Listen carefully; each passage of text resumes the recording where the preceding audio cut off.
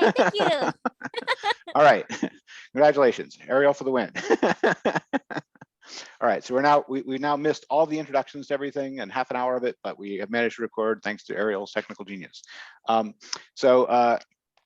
going to talk about the poetic consciousness, right?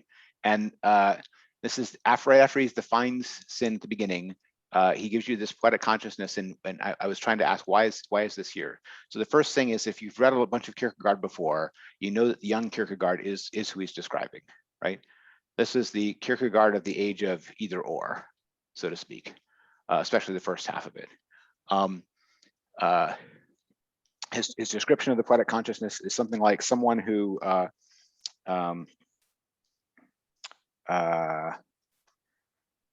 to put it? A poet like this can have a very profound religious need, and the conception of God as a component of his despair. He loves God above everything, God who is the only comfort of his secret torment, and yet he loves the torment. He will not let go of it. He would be only too happy to be himself before God, but not in respect to that fixed point at which his self suffers, at that point at which, in his despair, he does not want to be himself. He hopes eternity will remove it, but here in time, however much he suffers from it, he cannot resolve to make it part of himself, to humble himself under it.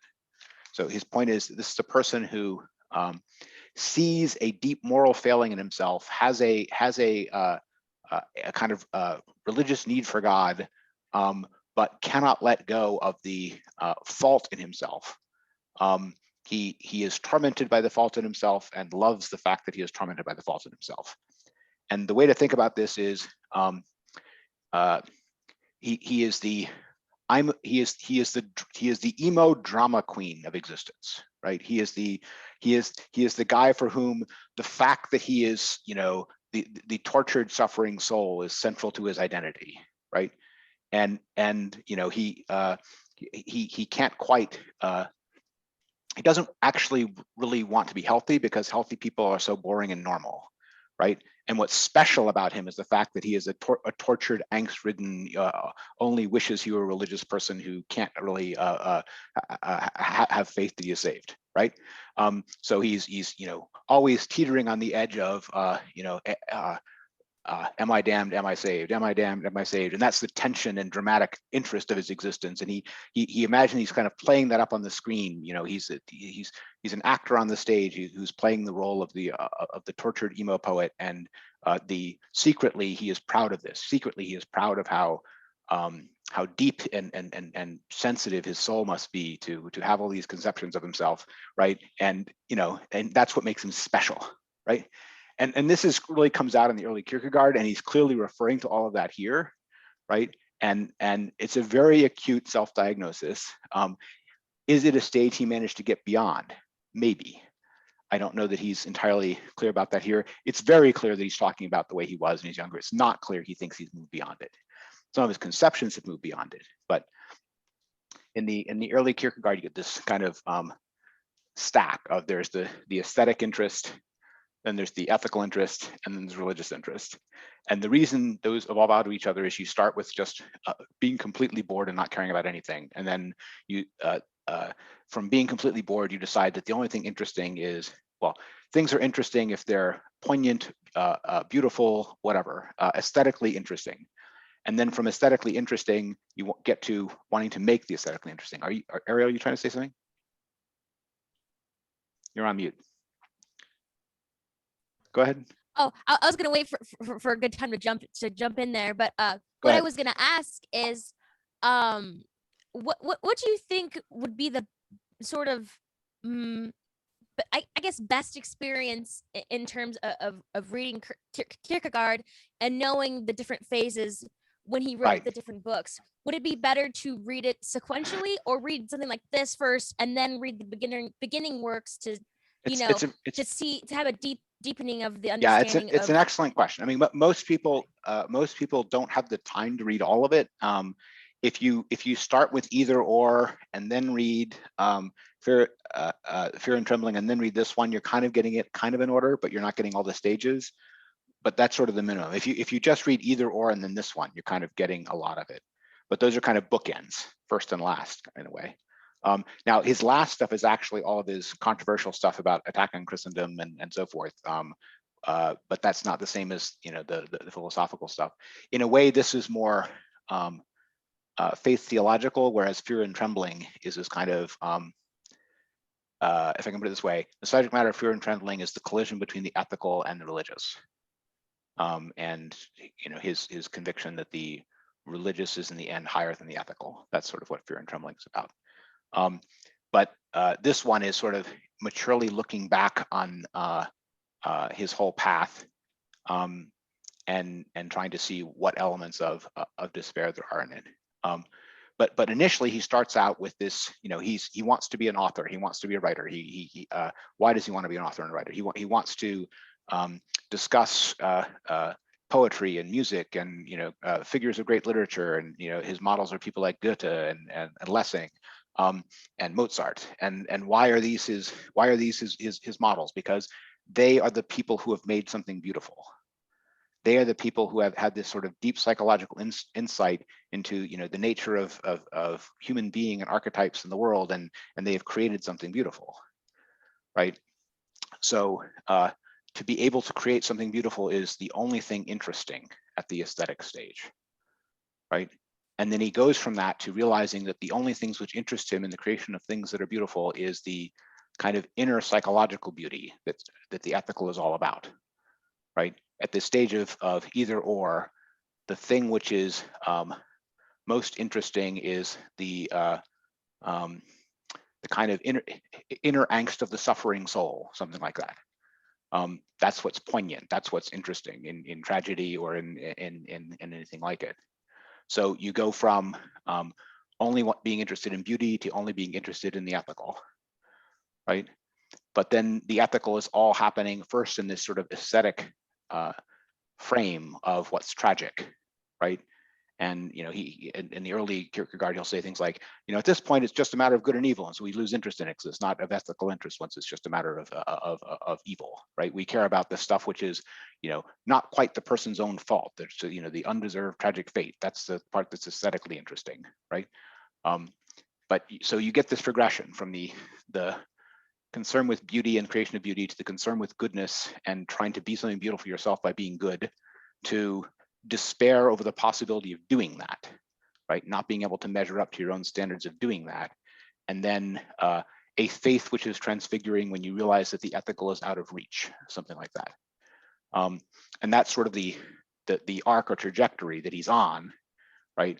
And it's ending in this view of the religious as the highest frame in which these other frames are only stages or pieces. And according to this book, stages of despair, right? Because they're all ways in which one is dissatisfied with oneself, right? You are bored because you don't like being alone with yourself. You want to create something beautiful because you find your own company rather unprepossessing, and the things around you kind of ugly, right? So you would rather be transported by an evening with Mozart, who has managed to make beautiful things that are more beautiful than your life, right? And the aesthetic as a way of escape from drabness, dreariness, uninterestingness of one's own life into something higher, more beautiful, right? Is sort of the initial road out, right, into this chain of ascent. But all of it is here being diagnosed as various stages of dissatisfaction, especially with oneself, partly with the universe, partly with God, but also with oneself, right? And so you can call this part of his own version of the dialectic of satisfaction, right? Hegel has a famous dialectic of satisfaction, which is purely a political one. It's a dialectic of recognition, but here it's of satisfaction with oneself rather than of recognition by others, which is the political dialectic in Hegel. So anyway, that's sort of just how the early stuff ties into this. So then why is the poetic consciousness in this chapter? Because for him, the poetic consciousness is the first stage at which you can start talking about whether or not there is sin. And it's not clear that there is yet, right? There's sort of not quite enough conception of God to really be in the stage of sin as opposed to sinless despair, right? Because the God believed in is too nebulous. It's not actually actively believed and latched onto before, at this point. at the stage of the poetic consciousness, the person's actual standard is something like poetic creation. Can I make something beautiful, or can I be something beautiful? And it's not yet trying to measure up to a godlike standard, right? So in that sense, he says it's sort of dialectically on this edge between, is it sin or is it not sin, right? It's almost like from his point of view, the poetic consciousness is the emo who wishes he were as deep and serious enough as to be living in sin, but who might just be a pagan toying with the idea that Christianity might be deeper than Socrates, right? Something like that, right? And the only reason to go there would be because it's deeper and more impressive, and not because it's truer or anything like that, but just because it's deeper and more impressive and more tragic, right? And that's why it's at this sort of dialectical midpoint of, does it quite have the before God idea to it yet, or doesn't it, right? Not really. It's not really there yet, he's saying. But that's his diagnosis of the poetic consciousness. And at the end of 110, he says, but enough of this. I can say with emphatic truthfulness, who is it I am speaking to? Who bothers with psychological inquiries like this to the nth degree, right? It is very clear he is speaking about himself. Yeah. Okay.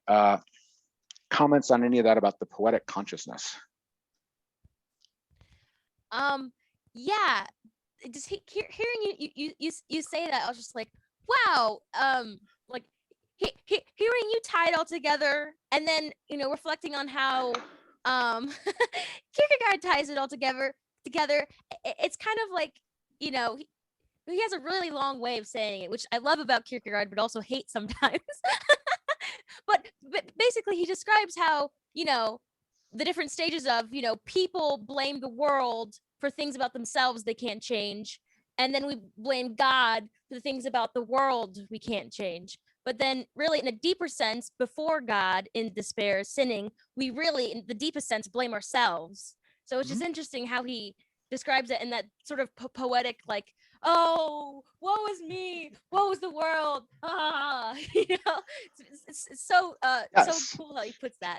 Yes, and this is, it comes out in either or. In either or he has this imaginary society of the aficionados of suffering, right?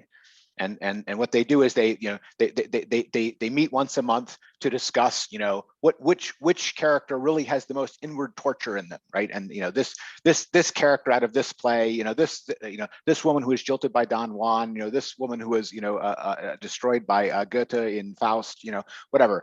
And they aren't interested in their role in their historical plays. They want to follow them after that, right? Antigone is the third one they bring up, right? They want to follow them after that.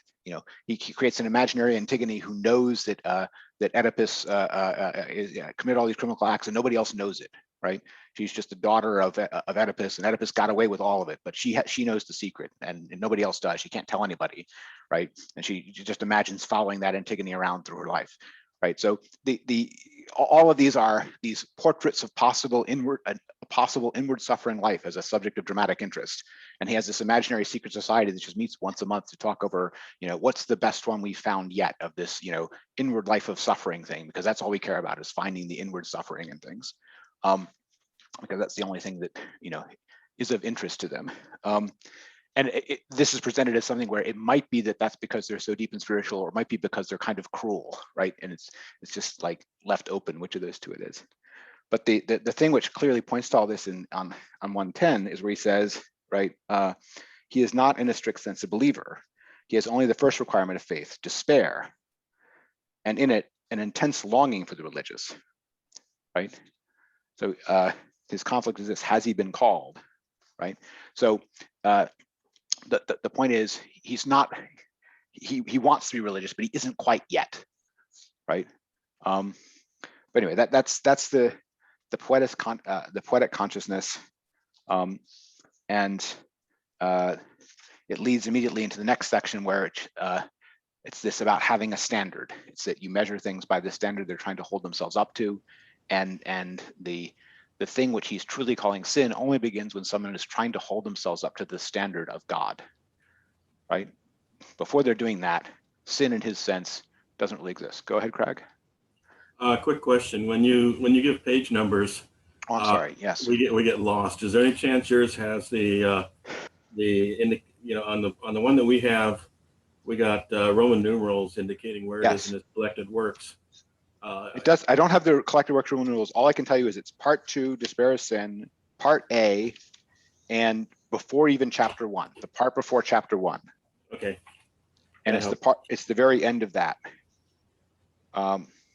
Okay. Got it. So two. All I can tell you is 2A0, right, so to speak. But Okay, fair question, because not all these editions are gonna be the same. That's page 79 on ours. So on Okay. a couple of us have. So that's what, a 21 page delta, 31 page delta. Got it. So my page numbers would be off by 21. You're at 110. Yes. 31. 31. Okay. We're at 79. Okay. That's Okay, all good. I needed was the Great, delta great, 31 pages. Great point. I'm sure I was losing other people, and it's very helpful. Right. So he gives the example of the person, of the herdsman who is the self directly before cattle.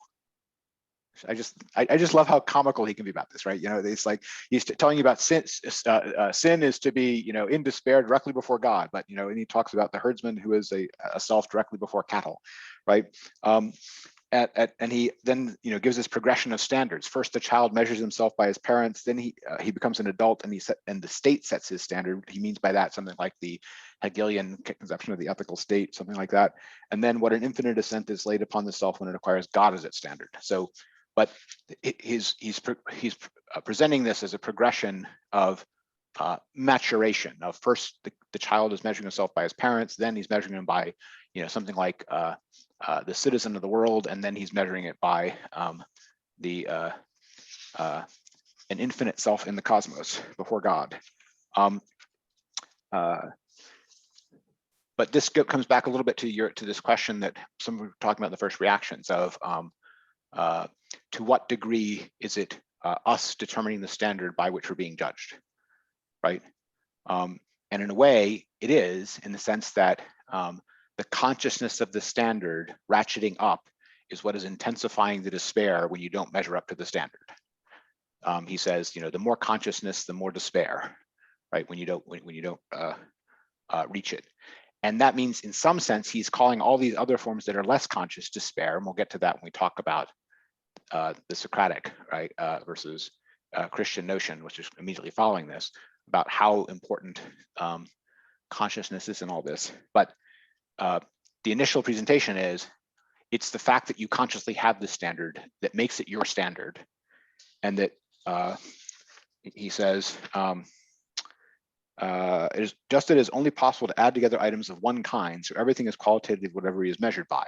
This idea is, you know, if you're adding together 6 oranges, you're dividing by an orange, right? You know, you're taking an orange as your standard of measure, and you're taking all the things in front of you, you're dividing out by 1 orange, and you're getting 1 for each of them, right? That's what you mean by adding together items, right? You can only add together items with a common measure, and that common measure is what your standard is that you're dividing them out by. And he's using that same metaphor for the ethical measurement each person makes of themselves, how much they measure up to their own standard. He says, the standard and the goal are qualitatively what anything is, except in the state of freedom, where, on the contrary, insofar as it's not qualitatively that which is his goal and his standard, this disqualification is one that a person must have brought upon himself. So the goal and the standard remain judicially the same, making evident what he is not, namely that which is his goal and his standard. His point being, the state of freedom is precisely that you have given yourself a standard that you do not necessarily measure up to, right? And that harks all the way back to Kant, by the way, that notion of autonomy as living under laws you gave to yourself, which you find in Hegel as well. But I don't think he's simply endorsing that view. He is appealing to that view. That view is a common philosophical one in his day, and that's why he says it judicially, right? But the point of this is, it is when a man gives himself the standard of God to measure himself against that he recognizes how lowly he is, so to speak. And the question is how he reacts to that lowliness, right? One way to react to that lowliness is to despise himself so much that he himself is crushed and he can't stand to be himself. Another is to hate the standard that reduces him to nothingness in his own highs so much that he hates God as the standard. Either of those is a form of despair. Either of those is not willing to be measured by that standard, right?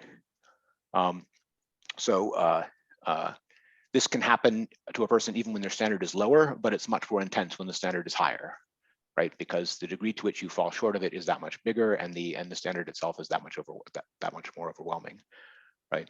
And he is, I think psychologically right when he talks about, the average person in the affairs of the world, they measure themselves by their neighbors, and in a very easygoing way, right? As long as in very conventional ways they feel themselves to be, intolerably good standing compared to their neighbors, and especially with all the self-regard that they will have for themselves, they will judge themselves very favorably in that respect. The tendency is that way. They will end up with a high opinion of themselves compared to their neighbors, and that's perfectly sufficient for their peace of mind, so to speak. But to him, it's the despair of a lowered standard. It's not even knowing that they have any eternal self that they're living out or constructing, right? So this raising of the standard and reactions to what it means to have a standard set so high is what's really going on here. And this whole chapter of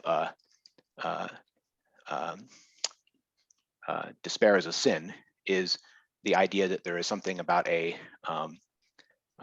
heightened moral wrong in having a truly high and truly worthy standard and then despising what that standard says about you, right? It's one thing to not have that standard, but if you have a truly high standard and then that standard says, oh, and that means you don't measure up very well, to react to that either by giving up on yourself or assailing the standard and denying it are both kind of pathological reactions to a true and high standard simply because of what it says about you, right? And that's why they're both a species of pride. They're both a way in which sort of injured amor propria, injured pride is being used to reject a standard because it isn't flattering enough to you, right? One way or the other, or reject the effort of trying to live up to it as as impossible when it's the despair of weakness version of it. Both of them are attempts to evade the standard, and they're both motivated by a kind of evasive self-regard, if I can put it that way. That's the diagnosis. Okay, so that's just clearly what he's getting at with this whole standard business. And we're about to get into the thing about the difference between the Socratic conception and what he takes to be that Christian conception. But first, just anything about that standard business and his diagnosis of it to begin with. I had a lot of questions in this section. Sure. This is what I was alluding to, is to like getting right his definitions. Yes. Let me bring up the notes of questions I had. Okay, sure. Okay, for first one was, where does the standard come from, if not a personal God, from his perspective, and even other perspectives, if we were going to like extend this to humanism or whatever, because there has to be a standard, or you could say, well, doesn't have to be, but it's pervasive. It's there anyway. I thought I wish there wasn't one, but there is anyway, whether I like it or not. Next question in this section was, is Kierkegaard leaving an opening for humanism? Sorry, let's not do all the questions at once. Let's try to answer the first one. Okay, all right. So where does the standard come from? So the answer is, he says, progression in consciousness, right? And progression in consciousness and the kind of self that the person knows that they have are going hand in hand with one another. So what's increasing the standard is what the person thinks they are.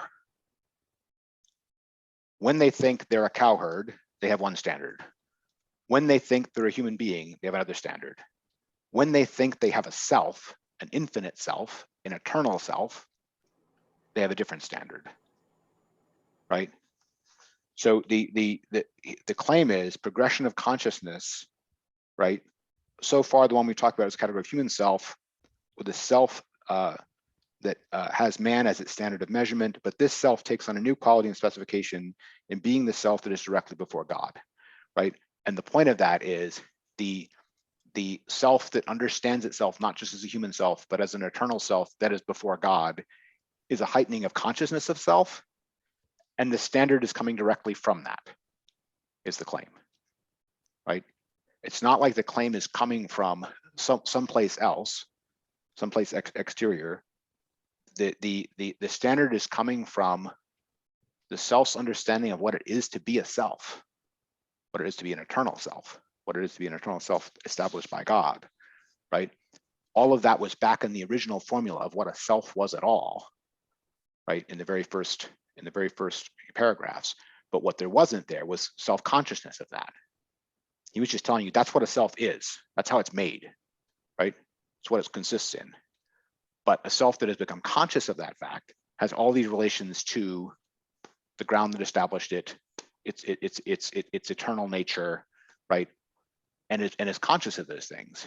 And a self that is conscious that it is eternal and is established is a different self in its content from a self that doesn't know those things yet. So the claim is just that the self-consciousness of being an eternal self established by a power independent of you is sufficient to already be an eternal self before God. And that is, he claims, to already have given yourself that standard. Now, that might not be obvious, right? There's almost an appeal to a notion that there is, how to put this, a Stoic would detect ambition in this claim. You're trying to live up to the highest thing you can conceive, right? Something like that. Why? Right? He does it to him. It goes without saying that you're trying to live up to the highest thing you can conceive. Or if you're not, there's something pathological about that fact, right? That is the natural way to react to an exalted nature or an exalted destiny is to try to live up to it, is the claim. It's implicit in the fact that you are an eternal self in the first place. Ariel had a question, I guess, related Go. to this one. Yeah. Okay, because I have one Okay. more after Okay, this. go ahead. Well, what would you prefer? I like if the question is about this one, let's address that first, and then we'll come to your next. Okay. So but he's basically like wondering where the standard comes from, and the awareness of the standard is what sort of gives the standard, so to speak, and then you suffer because you realize that you don't measure up to that standard which you've just become aware of. Yes. And that's the heightening of despair, but the despair isn't necessarily your awareness or that there is a standard. And it seems to me more like kind of what he's saying is that sort of like the standard is an expression of the realization of the benchmark. But to say that you're not aware of the standard doesn't mean that the benchmark isn't there. It just means that you're not aware of it yet. So your despair hasn't been heightened. But even if you're not aware that the benchmark exists, you're still technically in despair, but just in ignorance of the fact that you're in despair, but nevertheless still in despair. Yes, and that's what he thinks he's diagnosed in the whole first part, and that's what he's called just despair, and he hasn't yet called sin. Right? Okay. But the version of this, it's in 2A1, right? At the very bottom, he says, the standard for the self is always that directly in the face of which it is a self. He says that is the definition of standard. And this is a very different view than what you would get, from later Nietzschean, value thinking, or in maybe even earlier Kantian is-ought distinctions or something like this, right? He's saying there can be an is about you that it already has its ought contained within it, right? That directly in the face of which it is a self is already the standard for the self.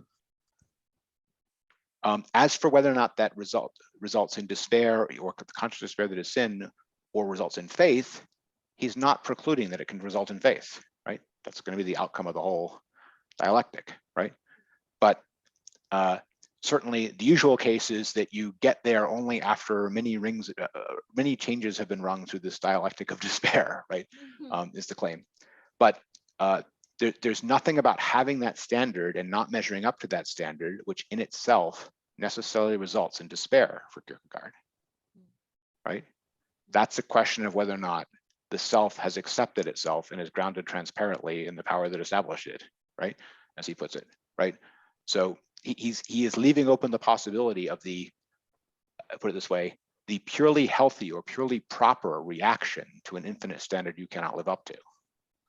He thinks there is such a perfect reaction to it, which is a humble and grateful reaction to it, right? Rather than one that sees it as an injury to one's self-regard, as a slight to one's importance, right? As an impertinence. Okay, great question. So I want to get back to Jim and your other question. Yeah, another one I really stuck was when he tries to define sin. So sin is colon, before God in despair, not to want to be oneself, blah blah blah. But he says that at the end of that first sentence, since the scripture always defines sin as disobedience. I had issues with that, depending on how we define disobedience, because I know that it means missing the mark, which is different than willful disobedience. Is he saying you can have unconscious disobedience, or you're making an attempt, but you didn't quite hit it and you never will anyway? So I had a little issue with that. We'll get to his notion of is sin always disobedience? But the implicit claim there is that what is the disobedience? The disobedience is something like, I'm going to put it in Stoic terms for a second, right?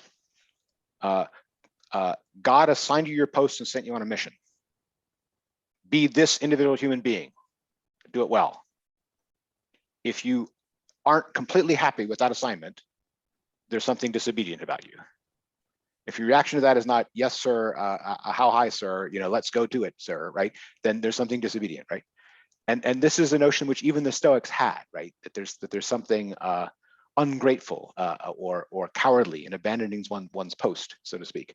So there's an element of dissatisfaction with oneself, which is dissatisfaction with your maker, to Kierkegaard, right?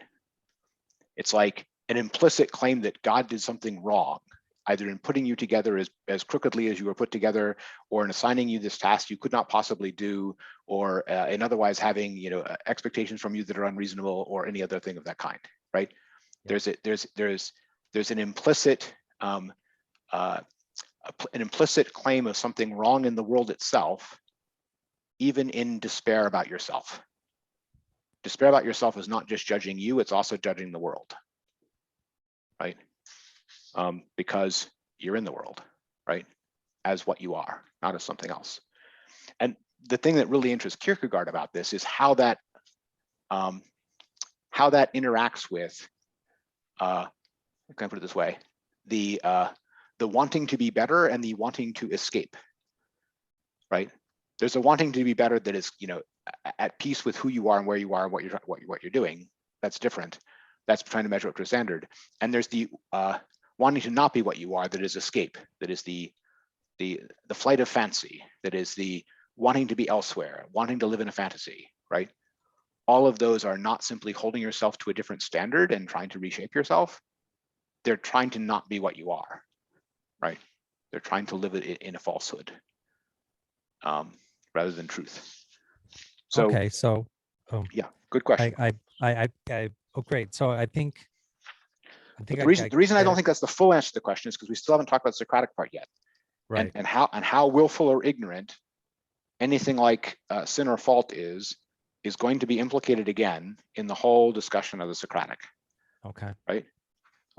Because how conscious, willful, moral, intellectual any of this fault is, right, is going to be in debate between Kierkegaard's version of Christianity and Kierkegaard's understanding of Socrates, right, on the question of whether or not sin is ignorance. But that's the very next section. I just don't want you to think that the obedience question has settled all this. It hasn't settled all this, because there's this giant can of worms still ahead of us of, is sin a matter of ignorance, or is sin a moral wrong? Yeah. Okay. Right? Yes. Okay. Thank Okay. you. Yep. Okay. Other reactions to any of this stuff before we get to the Socratic?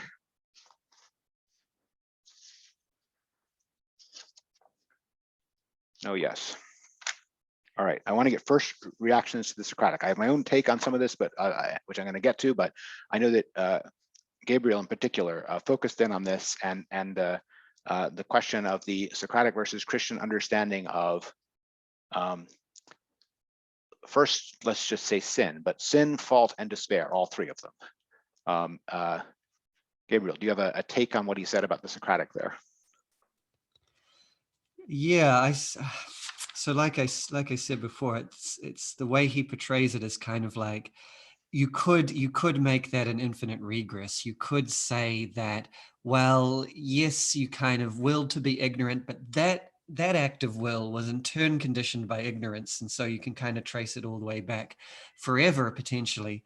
And so he just comes in and says, well, Christianity settles it by saying that sin is the first kind of step in that whole process. And so, as I read that, I kind of got what he meant, but it became more clear to me when he walked through the process of how it happens, or at least one aspect of how it happens, which is that in the realm of spirit, he says something like this: in the realm of spirit, everything has to be like instantaneous. Everything is actuality, which I really like. And so the delaying process, the process of what we'll look at it tomorrow, which again is very psychologically acute, something I identify in myself.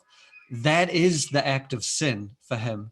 And so I don't know. Sure. We can get to the if you see the good and don't instantly do it, you're already, have the problem, because you're going to come up with 6 excuses for yourself before you think about it again. All that I agree with the psychological acuteness of that, but it's still begging the question of the Socratic. You're right about this part about the dialectic. This is I think for me it's on page 125. It's in chapter 2 under the Socratic definition, like 3 pages in, where it says he says you can keep sewing the thread, keep sewing and sewing. Christianity, on the other hand, fastens the thread with the help of the paradox, right? So the claim is that because you could have moral wrong underneath intellectual ignorance, or you could have intellectual ignorance underneath moral wrong, and you could spin that game as many times as you wanted to. And he says Christianity just ties it off with a paradox to stop that infinite regress, so to speak. Now we have to back up for a second though, because there's some way more fundamental claims going on here, right? He's claiming that first of all, the Socratic definition is that there is no sin but ignorance, right? Everyone who does wrong does so involuntarily, because if they knew the good, they would do it. If they really knew it, they would do it. And if they don't do it, it's a sign that they don't really know that it's the good. That's the Socratic position, which you find in several of his dialogues, and, as we'll get to importantly, in the Apology, which is his speech before the jury of Athens, right, when he's being accused, where he tries to have a dialogue with the accusing jurors, right? He says, "You're one of the guys that brought the charge against me. Are you claiming that I did all these things and made everyone worse in all across Athens, willingly or unwillingly?" And he thinks he can refute him, whichever he picks, right? And he's trying to have this sort of dialectical discussion with one of the people who put him on trial for his life on the capital charge in front of the entire jury, right? So the first point to notice is Socrates is very far from presenting this as anything like the conventional wisdom of everyone in paganism, right? It is not remotely the conventional wisdom of everyone in paganism that no one does wrong unwillingly. Paganism has penal codes that assume that everyone doing wrong is doing wrong willfully and in defiance of the law and deserves to be infinitely punished for it, right? Or at least finitely punished for it, if not infinitely punished for it, but certainly to be punished for it, right? So, all of the law codes of antiquity start with the idea that all wrong is a moral error and subject to deserve punishment. The Anytus that is accusing Socrates, that he has this colloquy with, right? says, he's a complete atheist and he does it all willingly just to make people bad, right? Because he wants to say the worst thing he can say about him to get him hung, right? And Socrates is in the position of arguing that the man that is doing that to him is doing so ignorantly, not willfully, right? While the man himself is saying that, that Socrates is just this willful bad man, and Socrates is making an argument that acquits the anarchists so accusing him of anything but ignorance. Okay, that's the actual thing you get in the Socratic presentation. And the reason this is important is that Kierkegaard here presents the Christian version that thinks moral wrong is at the root of it as a paradox that would never have occurred to any pagan. When it occurred to every pagan, it was the standing, penal code of every pagan, except the Socratics, who were being paradoxical in claiming that it was only ignorance that caused sin, right? So Kierkegaard has flipped where paradox occurs and where conventional wisdom occurs, in part because he thinks that that Socratic view has become common in his time, but not because it was what all pagans thought before. It may be what Hegelians think now. It may be what Feuerbach thinks, right? Because it was also what Socrates thinks, but it certainly wasn't what Anatists thought, or what Hammurabi thought, or what Solon thought, right? Okay, first point. There is another massive problem with this claim that the Socratic view that holds there is no sin but ignorance, right, is the purely pagan position. What is this massive problem? Can anyone point it out? Does anyone have the exegesis to think of the text that might cause a problem to the view that holding that ignorance is the cause of sin is a purely Socratic pagan position, completely superseded by Christianity? How about Christ on the cross saying, "Forgive them, Father, for they know not what they do"? Right? The actual historical Christianity has Christ appeal to the Socratic standard on the cross. So far from being wedded to the paradox of Hammurabi that they all deserve it, right? He says they don't deserve it because they're ignorant, which is the Socratic standard. Right? I'm not saying that it's appealed to because it is a Socratic standard. I'm saying there is more agreement between the peak of ancient philosophy and historical Christianity than Kierkegaard is letting on here. He's either or accentuating the difference between them because he wants rationalism on one side and Christianity on the other. But the rationalism he's putting over here is not the same thing as the paganism he's putting it with, because they were in violent disagreement with one another historically. The Socratic rationalism was not simply, what everyone in paganism thought. It was what a very few philosophers thought in paganism, right? Where most of them around him were instead, judgmental. Everyone who errs with no forgiveness possible deserves damnation for it, right? And in that background, Christianity stands out for its forgiveness, not for its condemnations. Now, they may disagree. The Socratic may disagree with the Christian on that point, right? Whether or not what is needed is enlightenment or forgiveness. Absolutely, there's a difference between them. But they're agreeing on this ignorance judgment in a way that is a disagreement with, not to put too fine a point on it, the world. Yes, the pagan world, but the world. And there's more agreement between the Socratic standard and the Christian standard than Kierkegaard is letting on here. Go ahead, Joe. But is there not a difference between somebody being blameless because they are ignorant and innocent versus someone whom you're asking to forgive them? Because the asking to forgive them, Father, is an asking. Yes. The first part, you're right. It's entirely Christian and it's specifically Christian. But the second part is the line that is claiming for the why, right? The part that comes after the for, right? For they know not what they do is purely Socratic, right?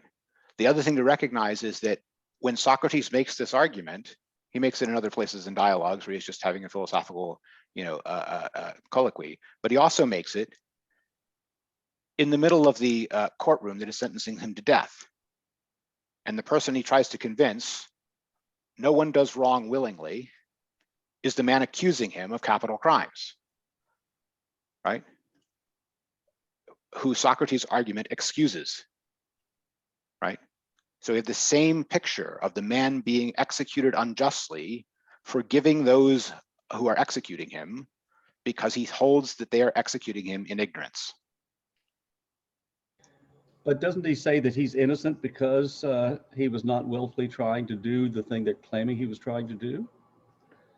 Yeah, but yes, but the point is that Socrates sees Anytus calling him a corrupter of the young and calling him an atheist, right, as just ignorance on Anytus's part. If Well, Anytus understood philosophy well enough, he would not be condemning Socrates. He's condemning him unjustly because stupidly. could somebody be unjustly accused because the accuser is stupid and makes a mistake? Yes, absolutely. That's what's happening. Okay, and both yeah, cases. could Socrates not be saying, you can't possibly think that I really did that because nobody does that? He is, but Anytus claims that he does think that he does that, and the one doing it is Anytus. Right? The point is that there's more parallelism between them than Kierkegaard is willing to let on here, right? And the reason is because he has assimilated the Socratic view to paganism as such. He has lumped Hammurabi, Anytus, and Socrates into the same bag because they're not Christian, right? But among the three of them, the one that is closest to Jesus on the cross is Socrates, and he's completely unlike Anytus or Hammurabi in the matter. Okay, so and he will bring out later, Kierkegaard, to his credit, will bring out later that that Christianity, having heightened the guilt, will then offer the forgiveness, and that's what's it wants that forgiveness to be coming from God. But he completely ignores the fact that the stated reason for the forgiveness is for they know not what they do. He just completely, because that's a point where Socratic and Christian views coincide, he just completely won't mention it because he's trying to highlight the contradiction between them instead of noticing the places where they coincide. Okay, so that to me is the most striking thing in the section on the Socratic definition of sin, right? It's not that he's wrong about the Socratic definition of sin. It's that he does not see the way in which that goes over into the Christian conception, and the thing which he calls the particularly Christian conception that fault is moral wrong. He presents that as a new Christian paradox that no one had thought of before. When you will find it in Judaism, and you'll find it in Hammurabi, and you'll find it in Anytus. It's the ordinary penal law position that everyone who does wrong does so willfully because they're just a bad person and deserve punishment for it, right? And compared to that background worldly view, the Socratic sees ignorance, and there is also that seeing of ignorance in Christianity. In Christianity, there is also a forgiveness, even for a moral wrong. The Socratic may say, because it's an intellectual failing, it's not simply a moral wrong. And the Christian position, as he, I think, accurately describes it, doesn't agree with that. He thinks it is a moral wrong, but then wants to forgive that moral wrong. And that's what distinguishes it from the paganism that was simply judgmental before it, right? Okay, reactions to any of that? So there's a Yeah. real definite sense of where this takes place. I'm thinking of children and baptizing children because they're already sinners, or what we've done with the way we do juvenile law, where we do put ignorance into the factor of not yet grown up enough to know the difference. So I think you're right. He almost built a straw man, of which we have a lot of muddy waters around it, even in our own culture. Yes, I would think it's fair to say that our own culture has elements in it which are of the Socratic view and elements in it which are the Christian view, as well as the old typical worldly, if anyone did anything wrong, it's their own fault, right? I should mention also, there's two other places in Kierkegaard where he brings up this subject, right? He mentions in Either Or that, of course, the world today, if they see anyone in a tragedy, doing wrong, of course, they are the authors of their whole existence and are responsible for everything that happens to them. They treat that as a matter of course. They would never forgive them for ignorance of it. They would always consider them responsible for it. In other words, he's claiming that this moral responsibility for everything that you are position is now the default position in Christendom, and not a Christendom because it is so Christian, but a purely Hegelian Christendom, a theater-going Christendom that just thinks that way in tragedies when it's looking at the tragic hero upon the stage and thinks, yep, he had it coming, right? And doesn't understand ancient tragedy because it only understands modern tragedy, which is a tragic flaw in the hero that means the way in which he deserved it, right? Okay, so he makes that point in Either Or, where he's just at the level of the aesthetic, that's already the modern standard. The other place is in Purity of Heart to a One Thing. He talks about the whether or not a person really believes something if they don't live it. And this is basically the Socratic standard. And he basically says, if you don't see in their life that they're acting upon it, they don't really believe it, right? And that's the same standard that Socrates is applying. Someone may think that they understand that X is wrong, but if they're not acting as X is wrong, they don't really understand that X is wrong, right? And in his own sort of, if I can put it this way, devotional works, Kierkegaard appeals to that same standard. So the point is, there's a deliberate heightening of difference here, right? He needs the Christian and the Socratic to be worlds apart, for the Christian and the pagan to be worlds apart, because they cannot be allowed to touch. They must be an either or. Other reactions, Jim? Yeah, I had one. If you were to take it, I'm going to try to, I don't want to say defend Kierkegaard, but give him a loophole out of this. Is the difference I see is that his definition of Socrates is this is something that applies to all people at all times. That you could take the instance of Christ on the cross and say that's a specific incident at a specific time directed towards a certain group of individuals at the foot of the cross. Secondly, that knowing would imply infinite knowledge, which Socrates would not have because he's mortal and God does have. So when Jesus says, forgive them for they know not what they do, he's appealing to a level of knowledge Socrates could never get.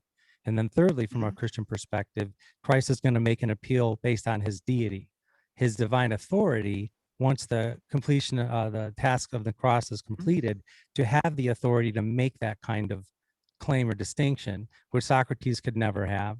So if you could say, that if you take it purely from a Christian theological perspective. I understand, but the whole point I'm making here is that Kierkegaard doesn't manage to speak for Christian theology in the matter, right?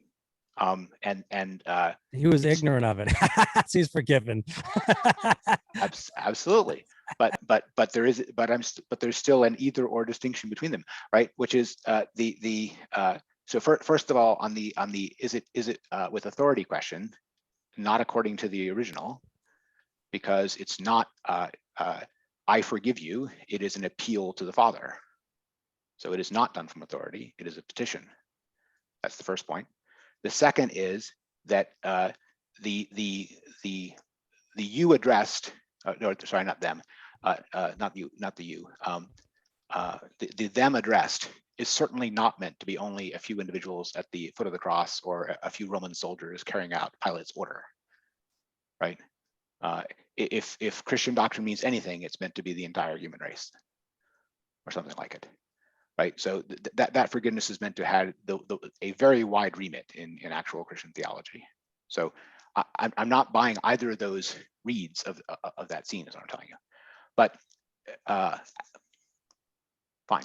I think that the place where Kierkegaard is correctly bringing out a difference between the Christian and the Socratic view is something like, what is necessary to heal this? Because Socrates thinks that if the error is in ignorance, it can be corrected by insight, intelligence, teaching, learning, something like that. And the Christian view is that it can only be helped by forgiveness, right? That's the real difference between them. And if he had stuck to that real difference between them, he would have a case. But he left out the point of contact with them. And that's the part that is striking to me. Sorry, go ahead, Ariel. Oh, yes, I had a sort of comment question again. When you had said that, I was like, wow, dang. and I was really puzzling about it and really thinking about it. And then I was kind of thinking about what Kierkegaard's description of sin is, and in despair before God, or with the concept of God not wanting to be oneself or wanting to be oneself. That is his description of sin. And so with Socrates, he would say, and before God, or with the concept of God not wanting to be yourself or wanting to be yourself, you only do that because you're ignorant that is something you shouldn't be doing. To me, what struck me as interesting is the example on the cross. I wonder if he is appealing to the because it seems as though Clear, he never brings that up, right? He doesn't bring it up here at all, which is interesting. Yeah. But I wonder, because when Jesus says, "Forgive them, for they know not what they do," if what he's asking forgiveness from the Father is their sin, then that would make sense of being like, wow, that's Socrates. But I wonder if in that moment he is not asking for forgiveness of the sin, but he is asking forgiveness of the behavior. And we know that the behavior is not necessarily the sin, it is sort of a symptom of it. And the reason why I thought that was because he was on the cross, and once he died, he would then, be forgiving everyone's sin. So it would seem to me a bit redundant if before he died, before he went and took away all the sin, he then asked for the sin to be taken away. So that's what makes me think maybe he wasn't talking about the sin. I think he was more so saying, don't be upset at them for their behavior, not necessarily for their sin, because perhaps, but I'm just going to point out, right, that if this book has any meaning, right, yeah, it is trying to tell us that the standard we should look to as to what behavior is exactly the one that I am citing, right? And he's not. Okay. So what about the knowledge part? That's the part that you said you did. So you didn't agree with the two of them, but the third one was the sure knowledge part. Yeah, I think that the props justice in that is that Socrates sees part of the commonality that mankind has with one another, the solidarity they have with one another, is that they are on a shared attempt to discover truth, right? Which is something which they in general do not yet possess, right? There is a sense in which there is a kind of community of interest that the Socratic standard appeals to, which is that everyone is trying to find out the truth together, rather than it being anything like a willful or adversarial process. And that is really thinking of this in contrast to the way that too much of the world, including the pagan world, previously thought about all these moral questions, right? As struggle, as somebody's winning and somebody's losing, right? And that's what the Socratic standard is getting away from, right? It's appealing to a commonality of pursuit of truth, right? And yes, there is an element of that which is assuming that the persons appealed to are in some degree of ignorance, right? Are in some Socratic ignorance, right? So that's why philosophy is the thing they need as the search for a truth they do not, or wisdom they do not yet possess, right? So in that respect, you're right that there is a difference in knowledge claim in the two, and has a moral import in the Socratic understanding. If I may, the kind of replacement of that, or the version of that you get in Christianity, is instead that the solidarity is the solidarity of the forgiveness, so to speak. But the reason that this issue of degree of consciousness, he's already told you along the way that the sin is being heightened by the consciousness of the standard, right? He's already told you along the way that all these other forms were in a way, less despair, but in another way, more stuck in despair because they had less consciousness. And this will get to how charitable Kierkegaard is toward Christendom as a whole, which we can get to later on. But yeah, so the ignorance, the first ignorance that is involved in this is, do people even know that they are selves? Right. That's the one we started for at the very beginning. Okay. So then in the end, it would be adopting the Socratic, or the let's try to reduce ignorance by heightening consciousness.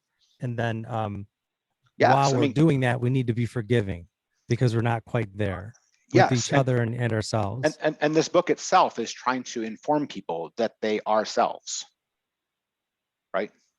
His own action is, I mean, I must say, I do not find the action of this or of the books he wrote after it to be primarily acting by forgiving Christendom for its superficiality, right?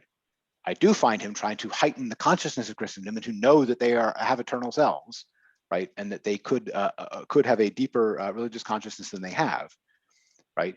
In other words, I find him trying to act by informing rather than by forgiving. Anyway, all right, so that's just the Socratic, my take on the Socratic. I think it's great that he brings it up. It's a deep dialectic. People have made much of it since, but I'm not simply able to go along with his portrayal of the Socratic. Let's put it that way. I think Gabriel had a question too, though. Sure, go ahead, Gabriel. Yeah, I just wanted to respond to that. I mean, I think it's great that you brought up the saying of Christ on the cross, and I think there's some interesting ambiguities in there. I mean, forgive them for they know not what they do. There's sort of two components there, right? There's the they don't know what they do, and then there's the forgive them.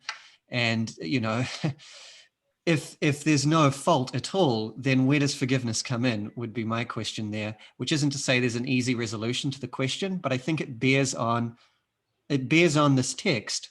It Yes. bears on the book, which is that, because, you know, the way Socrates is talking about it, or the way that Kierkegaard portrays him talking about it, you know, if you don't act like it, if you don't embody it, then you don't really know it. It's like we can all agree on that. And then Kierkegaard in Christianity, as he sees it, has a different language of talking about it in terms of will. Socrates is talking about it in terms of knowledge. I see them as converging. The only remaining question would be, which view is more helpful to talk about it in? And that's where I would say, you know, that's why I said it's refreshing that he emphasizes the sin aspect, because that's the will.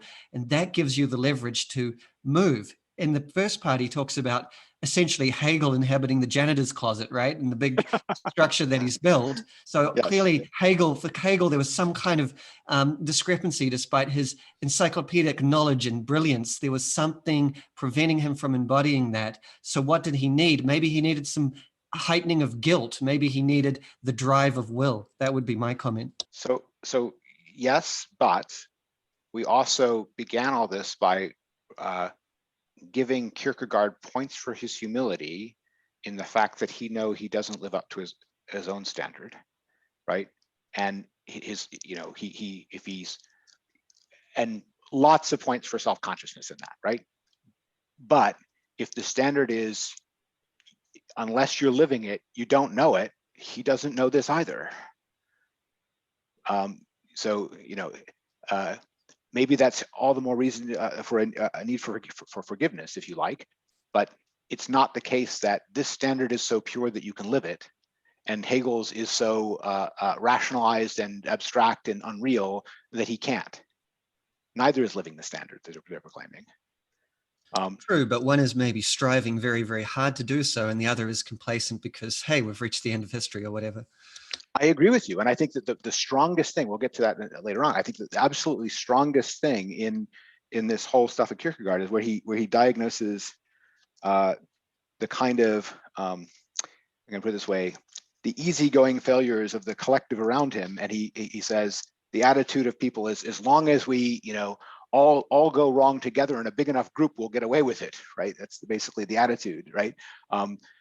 They say, you know, he says it's like a constitution being granted by a constitutional monarch, right? You know, he didn't really have a choice, right? Meaning, you know, this is 50 years after the French Revolution, and you know, we know what happens to constitutional monarchs that don't give constitutions, right?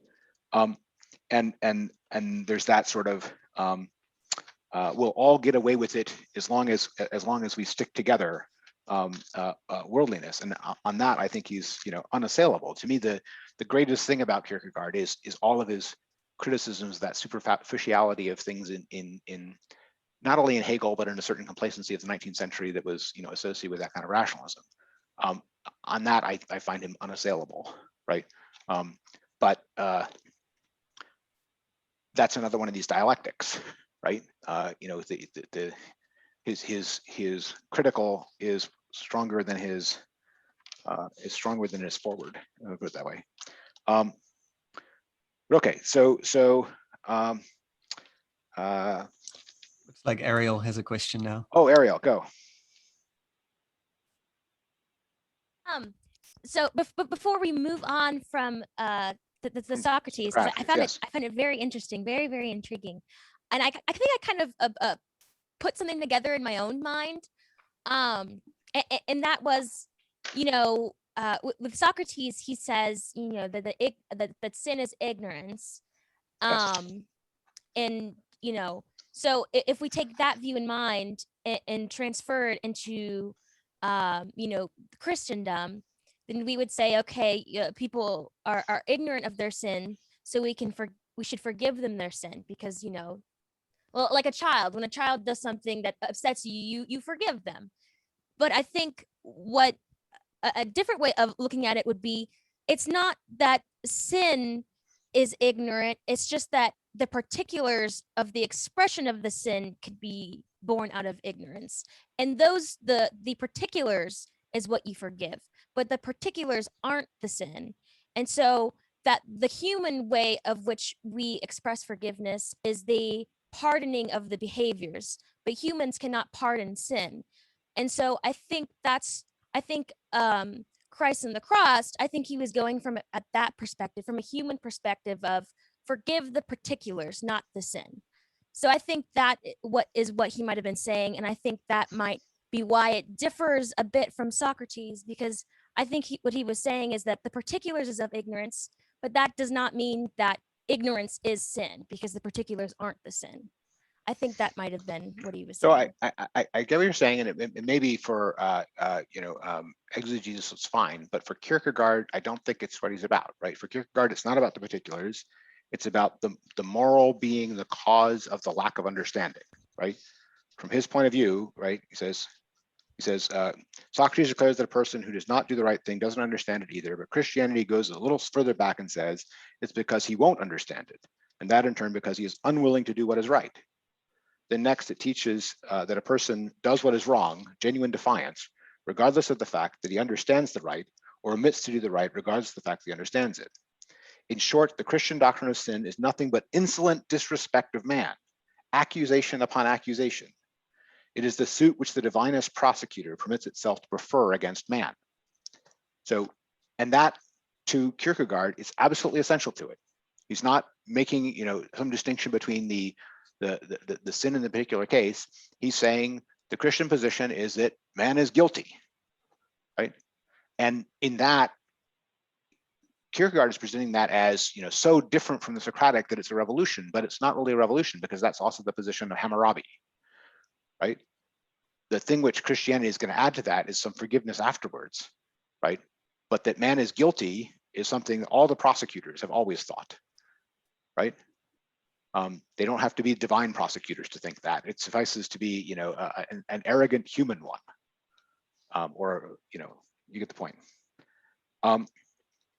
Okay. So now we have to get to sin, negative or affirmative. This is another point that Gabriel, you said you were highly interested in, so I want to get your reaction to it first, if we could, because this is another place where, okay. The question is, Kierkegaard is clearly presenting a version of Christian doctrine here, right? And you have to ask, how close is it to historical Christian doctrine? Is this a Christianity, the same Christianity of Augustine, Luther, the New Testament, whatever. But the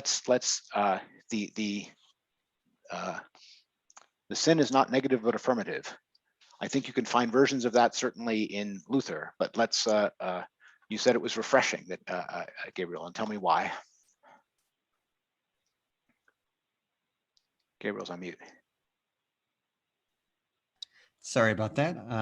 Okay, so yeah, it was refreshing, not just because of the focus on sin, but just because of the focus on human will or choice, or what that means, where that could even fit in a system of intellectual system. So it was quite striking to me.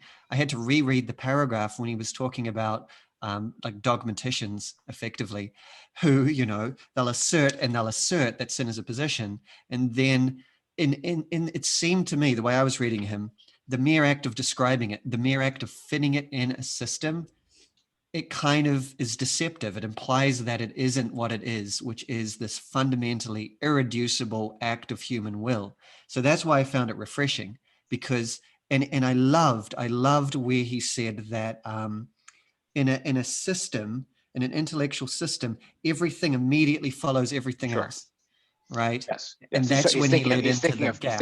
He's thinking of Hegel, yes, in particular, where everything is has to logically follow, and there's no time, and there's no will, because one thing just follows from another. Sure, that's as a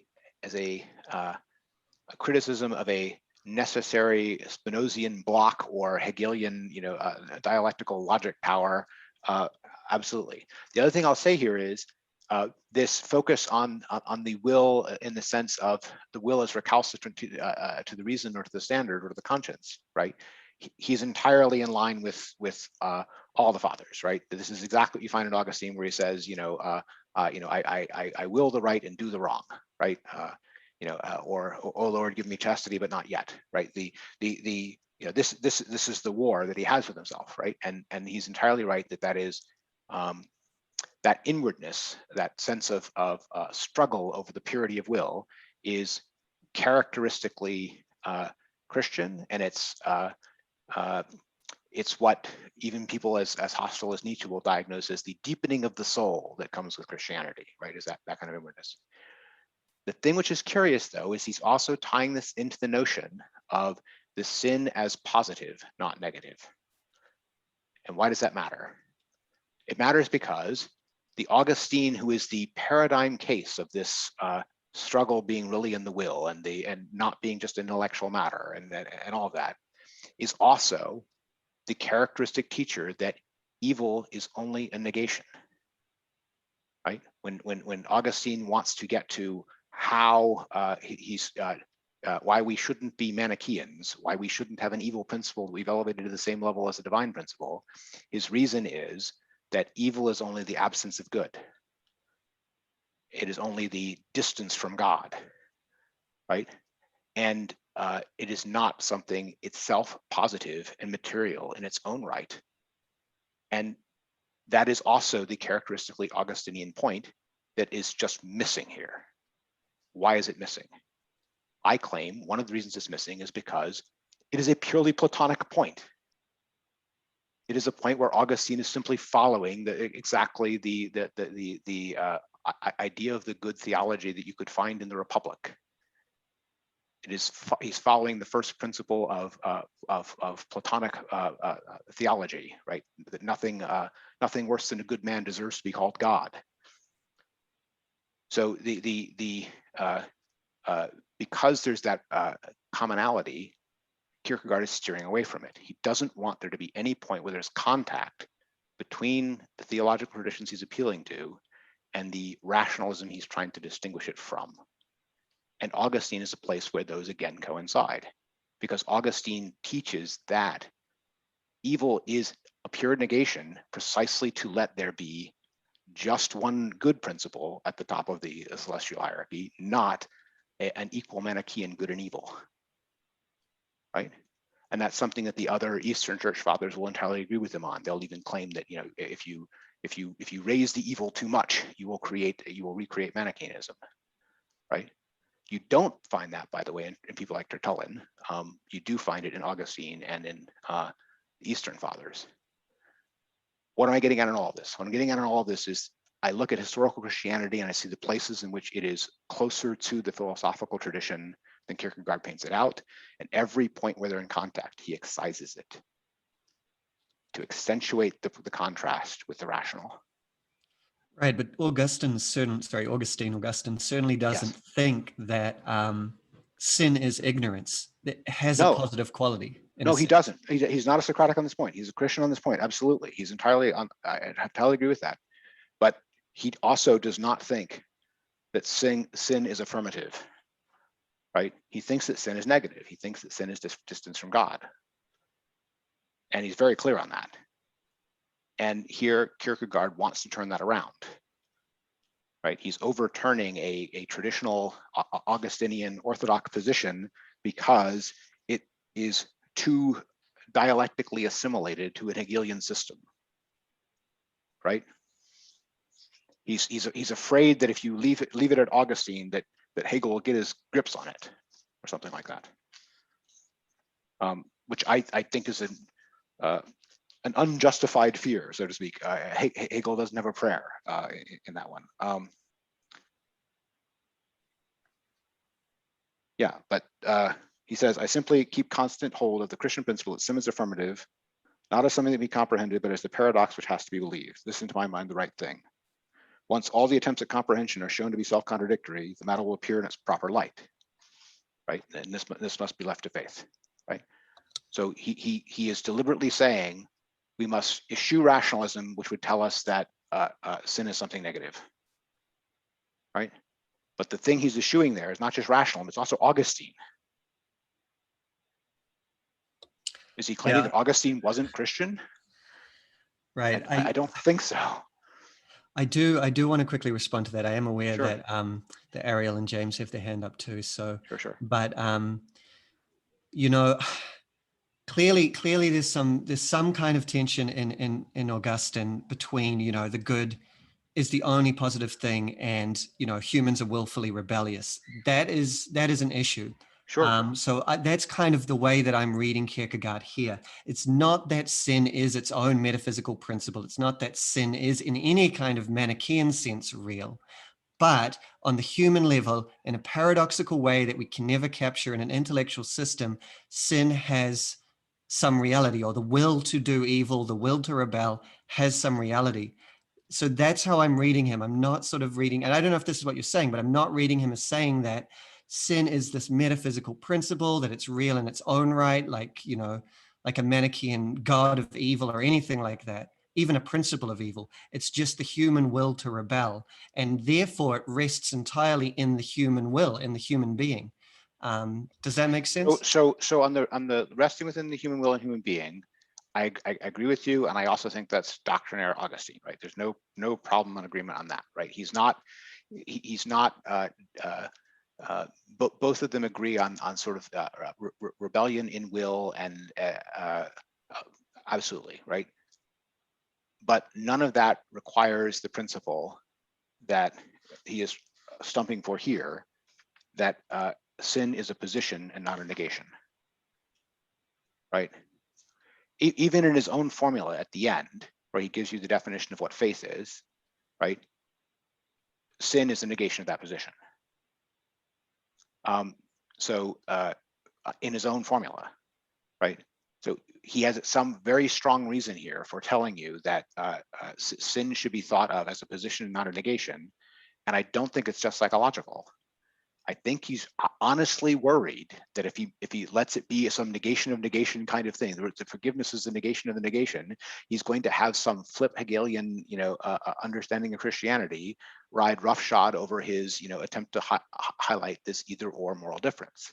I'm seeing reaction to what passes for the rationalism around him in his very construal of the basic categories of his own system, right? He's being defined by his opponent in a way that is distorting a traditional Christian view instead of just enunciating it, right? Yes, the view he's enunciating is a Christian view, right? It has that much agreement with the traditional Christian view, but the traditional Christian view wasn't as far from philosophy as Kierkegaard is deliberately being here, and the reason is he wants to get as far away from Hegel as possible. Go ahead, Ariel and Jim. Yeah, I was going to ask you, do you think that his reasons are in any way malevolent or disingenuous? I don't think they're disingenuous. I don't think he No. thinks they're malevolent. There is an element of willfulness and construction in them, but I think he thinks he's doing that for a justifiable reason. I think that the Hegelianism he's running away from, deserves all the running away, right?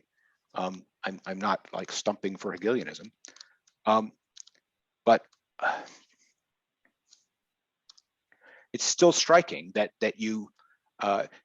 he would not have arrived at these positions just by reading, Augustine and the Fathers, right?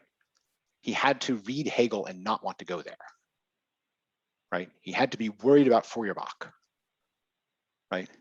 Or he wouldn't have come up with this specific formulation of it, if I can put it that way. So that's what I'm detecting, and it's the reason it's striking to me is just because I know all the points of contact in that old history so well. So all the places where, even if he's not emphasizing it, I notice the places where he's left a point of contact out. They're just very apparent to me. Ariel? Sorry, I don't mean to ask so many questions, but there was a section actually in chapter 1 before the Socrates that I didn't Sure. ask yet, and it was his description of envy. He says envy is Oh, yes. concealed admiration. I found that very interesting, and to me, it made me think that perhaps envy and jealousy are two different things. So he's his diagnosis of envy here as concealed admiration is very acute. He knows what he's talking about, but his point is that this is on 118 of mine, right? He says, if you want to understand offense, study envy, a study of which I offer an extra course and fancy myself to have studied it thoroughly. Envy is concealed admiration. A man who admired something but feels he cannot be happy surrendering himself to it, that man chooses to be envious of what he admired. Then he speaks another language. In this language of his, the thing he admires is said to be nothing, something stupid and humiliating, peculiar and exaggerated. Admiration is happy self-surrender. Envy is unhappy self-assertion. The point being that the envious tend to run down the standard that they admire, but that belittles them. Right? That's the there has to be admiration behind it, or they wouldn't be fixated on it at all. And this is very clear in drama, for example. But it's also a fair diagnosis of a number of the thinkers of anti-theological ire in the 19th century. Right? You can see the envy of concealed admiration in Nietzsche's understanding of historical Christianity, for example. He wishes that he could construct a philosophy that ruled continents for centuries, right? And so on, right? That's the concealed admiration aspect. Okay, so that would mean then that envy and jealousy are different. Because I'm thinking of jealousy in the sense of like righteous jealousy, and that you are rightfully upset that you were not given something that was rightfully due to you, and it was instead given to someone else, like in the sense of a relationship. Yeah, I mean, envy is different. Envy is something that is felt toward the rival, right? The rivalry is always self-appointed, and this is his point about admiration, right? The fact that someone envies something already means they're treating that other thing as a rival, and they're treating that other thing as a rival because there's something in it that they admire enough that it is worthy of rivaling them, right? So this is also a point that's who am I thinking of? The French philosopher of mimetic violence. What am I thinking of? René Girard. René Girard, yes. René Girard also makes this point about rivals, right? That there's this envy as concealed admiration measured by the standard of the rival that has attained the things that one desires, right? And then you desire it precisely because they desired it, and part of your rivalry with them is to achieve the things that they also want, right? To show that you are as worthy or more worthy than them, right? Okay. So, and I think that that's just a perfectly acute diagnosis of the nature of envy and admiration, and one I think Gerard probably picked up on. I think you've missed something. Go. Envy is historically understood as a form of hate. Whoever has the advantage or seems to have the advantage of you is one that you despise. I like to refer to Iago in the play Othello as a good example of that in action.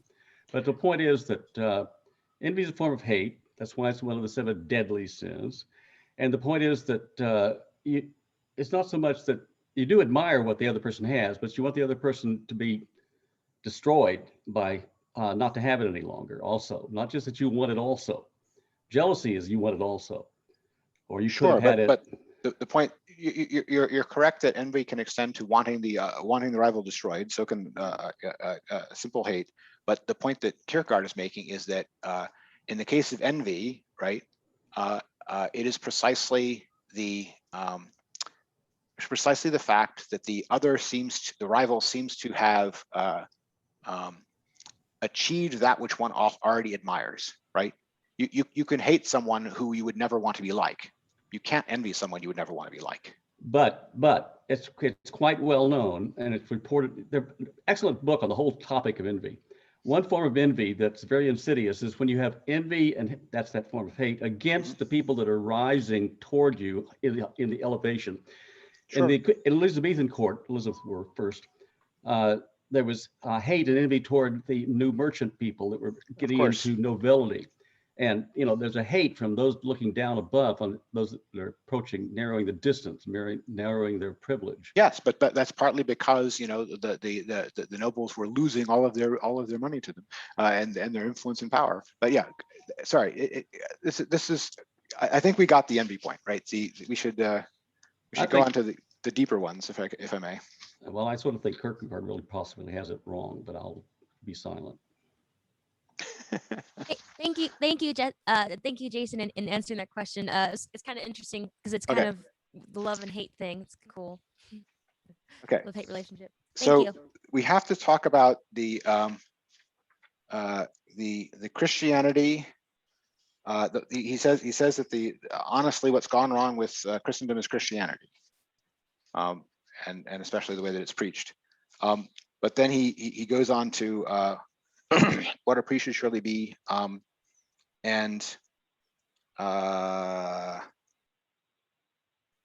Okay. So this is the part where he says that our age would never let someone off the hook for the mire that they're in, right?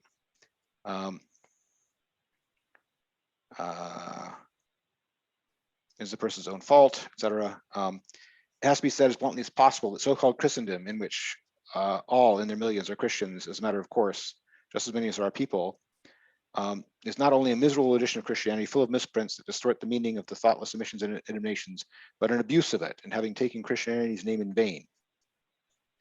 And the proof of this is that in a little country, scarcely 3 poets are born in a generation, but priests are plentiful, and many more get appointments, right? So he says, a true priest should be a greater rarity than a poet. So you'd be lucky if there was one in your generation alive, but instead we're surrounded by fake ones, so to speak. The other thing which is striking here is he explains why, sorry, not why.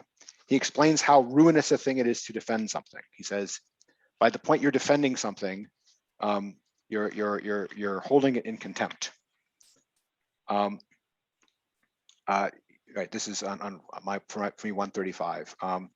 God knows why it has become a matter of form and habit. They find it requisite to defend Christianity. And his point is that by the point you're publicly defending something, you're kind of acknowledging that everyone in the world despises it. This is his claim, right?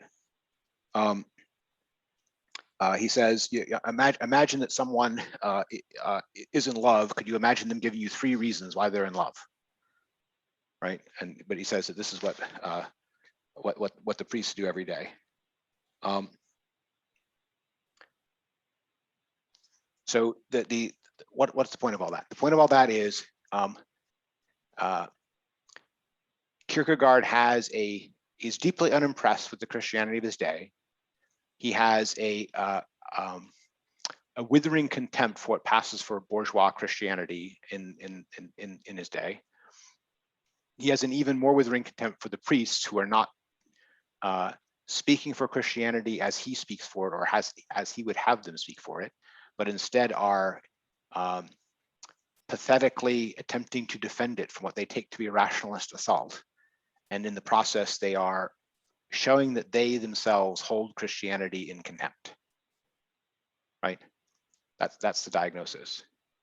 And I think that that is a very fair diagnosis of the state of the Lutheran Church in Germany or Denmark in the 1840s, right, or 30s. Fair.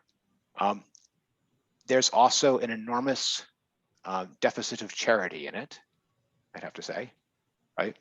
It's like Christianity is this highest possible standard. Too bad about those Christians, right? So, and there's also a sense in which there is a dialectical defensiveness on a different level, right? He is almost in despair as to how Christianity is thought of, that its defenders are so pathetic, right? But he is rising to that with this, right? This is his version of how Christianity ought to be, if not defended, proclaimed, something like that, with paradox and challenge as something that you dare other people to attempt to live up to, not as something which deigns to give 3 reasons why it's not completely unreasonable, right? Joe, question? It does not surprise me, because he was living in a time when the churches were becoming totally government subsidized. They were established churches. Yes. And Adam Smith had a really wonderful commentary upon established churches in The Wealth of Nations. Adam Smith liked them because it made the clergy people go to sleep and stop pestering you. Well, apparently they all went to sleep in Denmark, and now Kierkegaard sees that they're all just wasting their time and doing nothing rather than earning a stipend. And Yes. you know, look at all of Europe today. The fact that the church is sort of paid by the government means that people don't have to give a damn about it, and that's what has resulted. So, I mean, yes, that's part of it. The fact that it is, you know, established church and that it's become just a position and a preferment. But it's not simply the worldly aspect of that. That's certainly there as well, but it's also how spiritless it is.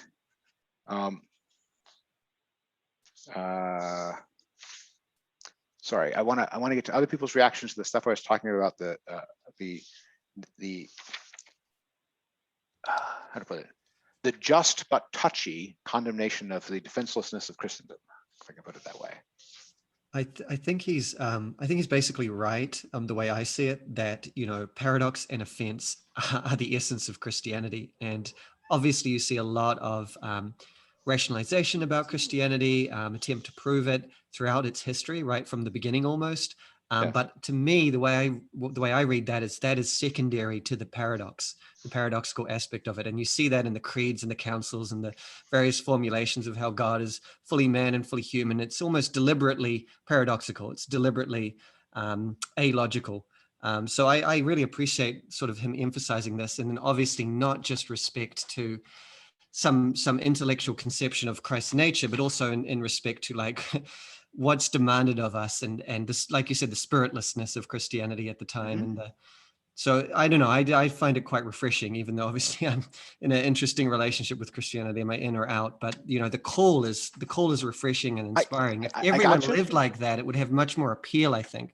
So anyway, go ahead. Yes, but fair, but 2 questions, right? So one is you talked about, you know, like the formulas of the councils, where they, you know, were dealing with an Arian heresy, and they were trying to come up with a statement that would affirm, you know, the true faith against the Arian heresy, and show, you know, how they, you know, disagreed with that, right?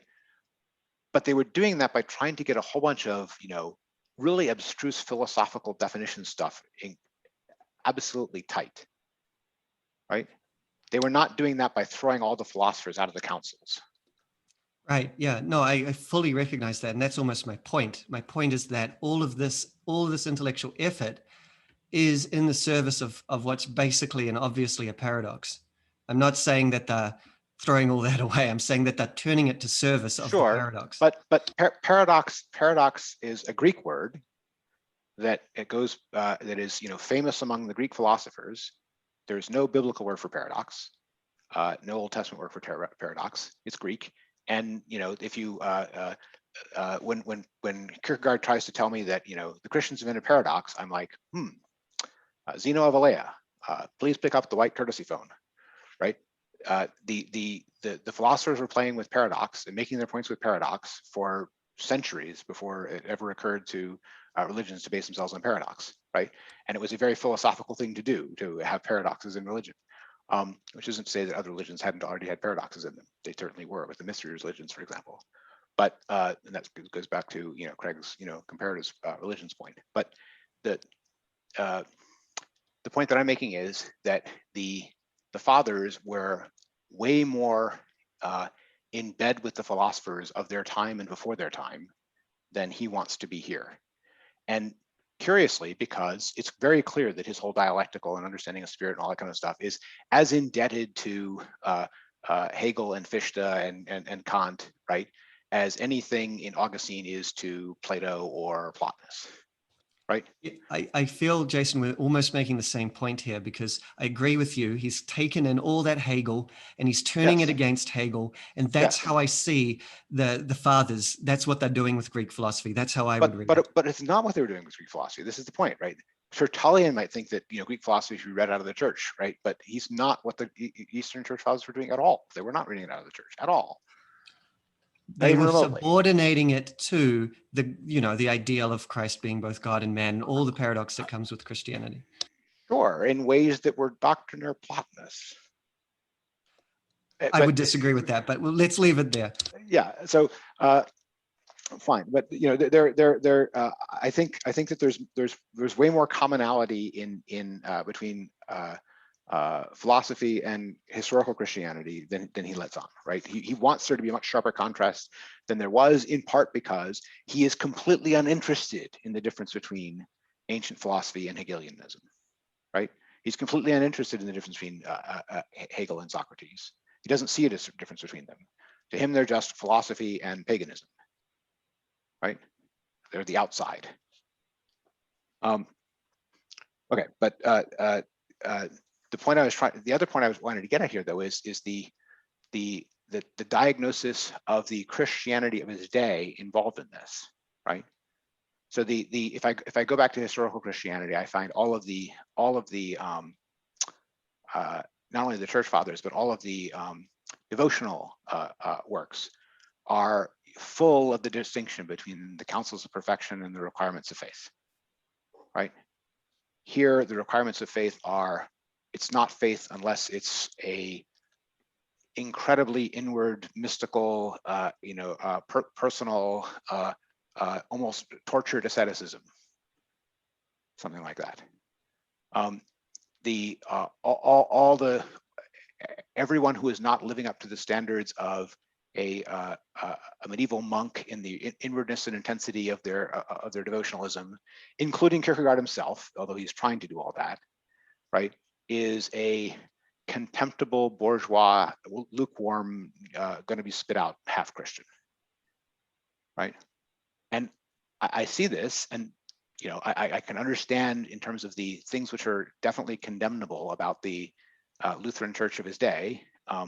I can see justice and all of that, but I also see massive unchristian uncharity in all of that, right? Which I don't find in historical Christianity. There's a tremendous animus against the contemporary bourgeois world, right? I mean, he's got the present age, right? And Lord knows that there are things condemnable about the present age, but this is the thing which is, to me, the big paradox of Kierkegaard. On the one hand, there's this separating out the individual and speaking to him directly, and this intense psychological understanding, and all of which I love, right? And there's also this kind of unmitigated harshness that presents itself as humor, but is pretty black as far as humor goes. But anyway, I don't know if anyone else has that reaction to that side of Kierkegaard. Am I completely off base in seeing that note in it, or does anyone else see that note in it as well? Well, yeah, there's a lot of darkness. I think, but I also wanted to comment on something earlier. Sure. My experience is that at first it made me feel relieved that I'm not the only one that feels those things, because Sure. I do have a very striking inward experience of contempt for the modern church. I really don't want to be a part of it. For the most part, there's some really redeeming parts, but for the most part, I'm not interested. But going back to the part about, and it was where I would really part ways with Kierkegaard, even I'm a fanboy generally, is about defending. And the reason I say that is it's not about proving something correct. It's more like where the person is when the discussion begins. For example, I used to be an atheist. Now I'm not. Okay. When I first started on that journey, I really needed somebody to help me get past some real intellectual barriers for myself to even consider Christianity. Like I couldn't go there unless somebody said the earth is not 6,000 years old, for example, or some, whatever. I had my I would say grotesque caricatures and straw man constructions of what Christianity was, and I needed those things parsed out for me, so I could at least consider it. I think that's okay to do if someone has an intellectual barrier to some things. And then the once you can get past that, I think you get to the part that Gabriel's talking about, the absolute mystery of it and the absolute paradox. That will be, for me at least, the rest of my life, something to continue to discover and never completely understand. And I'm fine with that. So I just wanted to say, I don't know how I get past the contempt part. I don't want to be envious. I just feel like I've been giving something precious, and sometimes it's distorted, and maybe I'm wrong too, but I'm probably not as dark as him. Anyway, I just wanted to. No, I really like the point about people's intellectual barriers and that addressing them is not, making the thing contemptible. I think you're right about that. And this is also something I just see in the fathers, right? You go read Augustine, when Augustine is trying to, convince pagans in city of God that they should leave their religion and come to his. He doesn't do so by saying, you're all benighted fools to remain in this thing. He says, look, you yourselves and your heroes are way better men than your gods. Your gods are rogues. Why do you worship them? Right? Your heroes are better than your gods. Right? So he appeals to standards that they can understand that are already the best in them. Right? He does so reasonably. He doesn't try to say, swallow this paradox. Right? There may be a paradox later that they have to swallow, but that's not his opening bid, so to speak. And I just find historical Christianity eminently more reasonable than I find Kierkegaard here. There's a bracing strength in that, especially in his individuality and his speaking to the individual, which I also like in Kierkegaard. But it's not just ancients versus contemporaries either. You find the same reasonableness in Chesterton that you don't find in Kierkegaard, for example, right? But yeah, sorry, Ariel.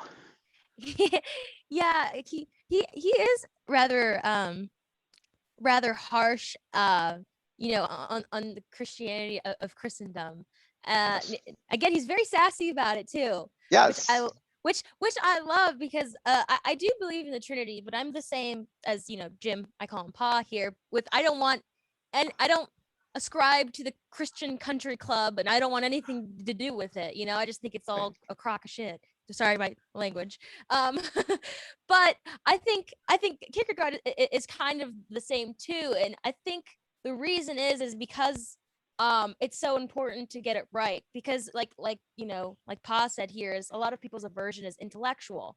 So if the people who are being the representation of Christ, are being the ambassadors of faith, are illogical and getting things wrong, and first of all don't even really know what they believe in, or are even themselves are able to intellectualize it. It's like, how do you expect other people to look at you and be like, okay, yeah, I'm going to do that too? They're going to be like, no, you're dumb. Like, why would I even attempt to believe the same thing you believe if you're just such a sorry sap about it, and the same way with people who have emotional blockages because of their past experiences or whatever. It's like, oh, you're a judgy prick. I don't want to believe the same thing you believe because I don't want to be like you. You're horrible. You know what I mean? And a lot of people's aversion to faith isn't so much necessarily, at least in my experience with the concepts in it of itself, it's the way that people express it. And so then they're like, oh, well, the way people express it is terrible, so I want no part of that. But then there's also the intellectual as well. I absolutely entirely agree with you. And now I'm going to just perform my last appeal, right? You're right, and it is uncharitable, unjust, and should not be done to dismiss storied and deep and important positions because of the silliness of their least reasonable representatives, right? Okay. Is Kierkegaard doing the same thing with rationalism with Hegel as his clown? That is my question.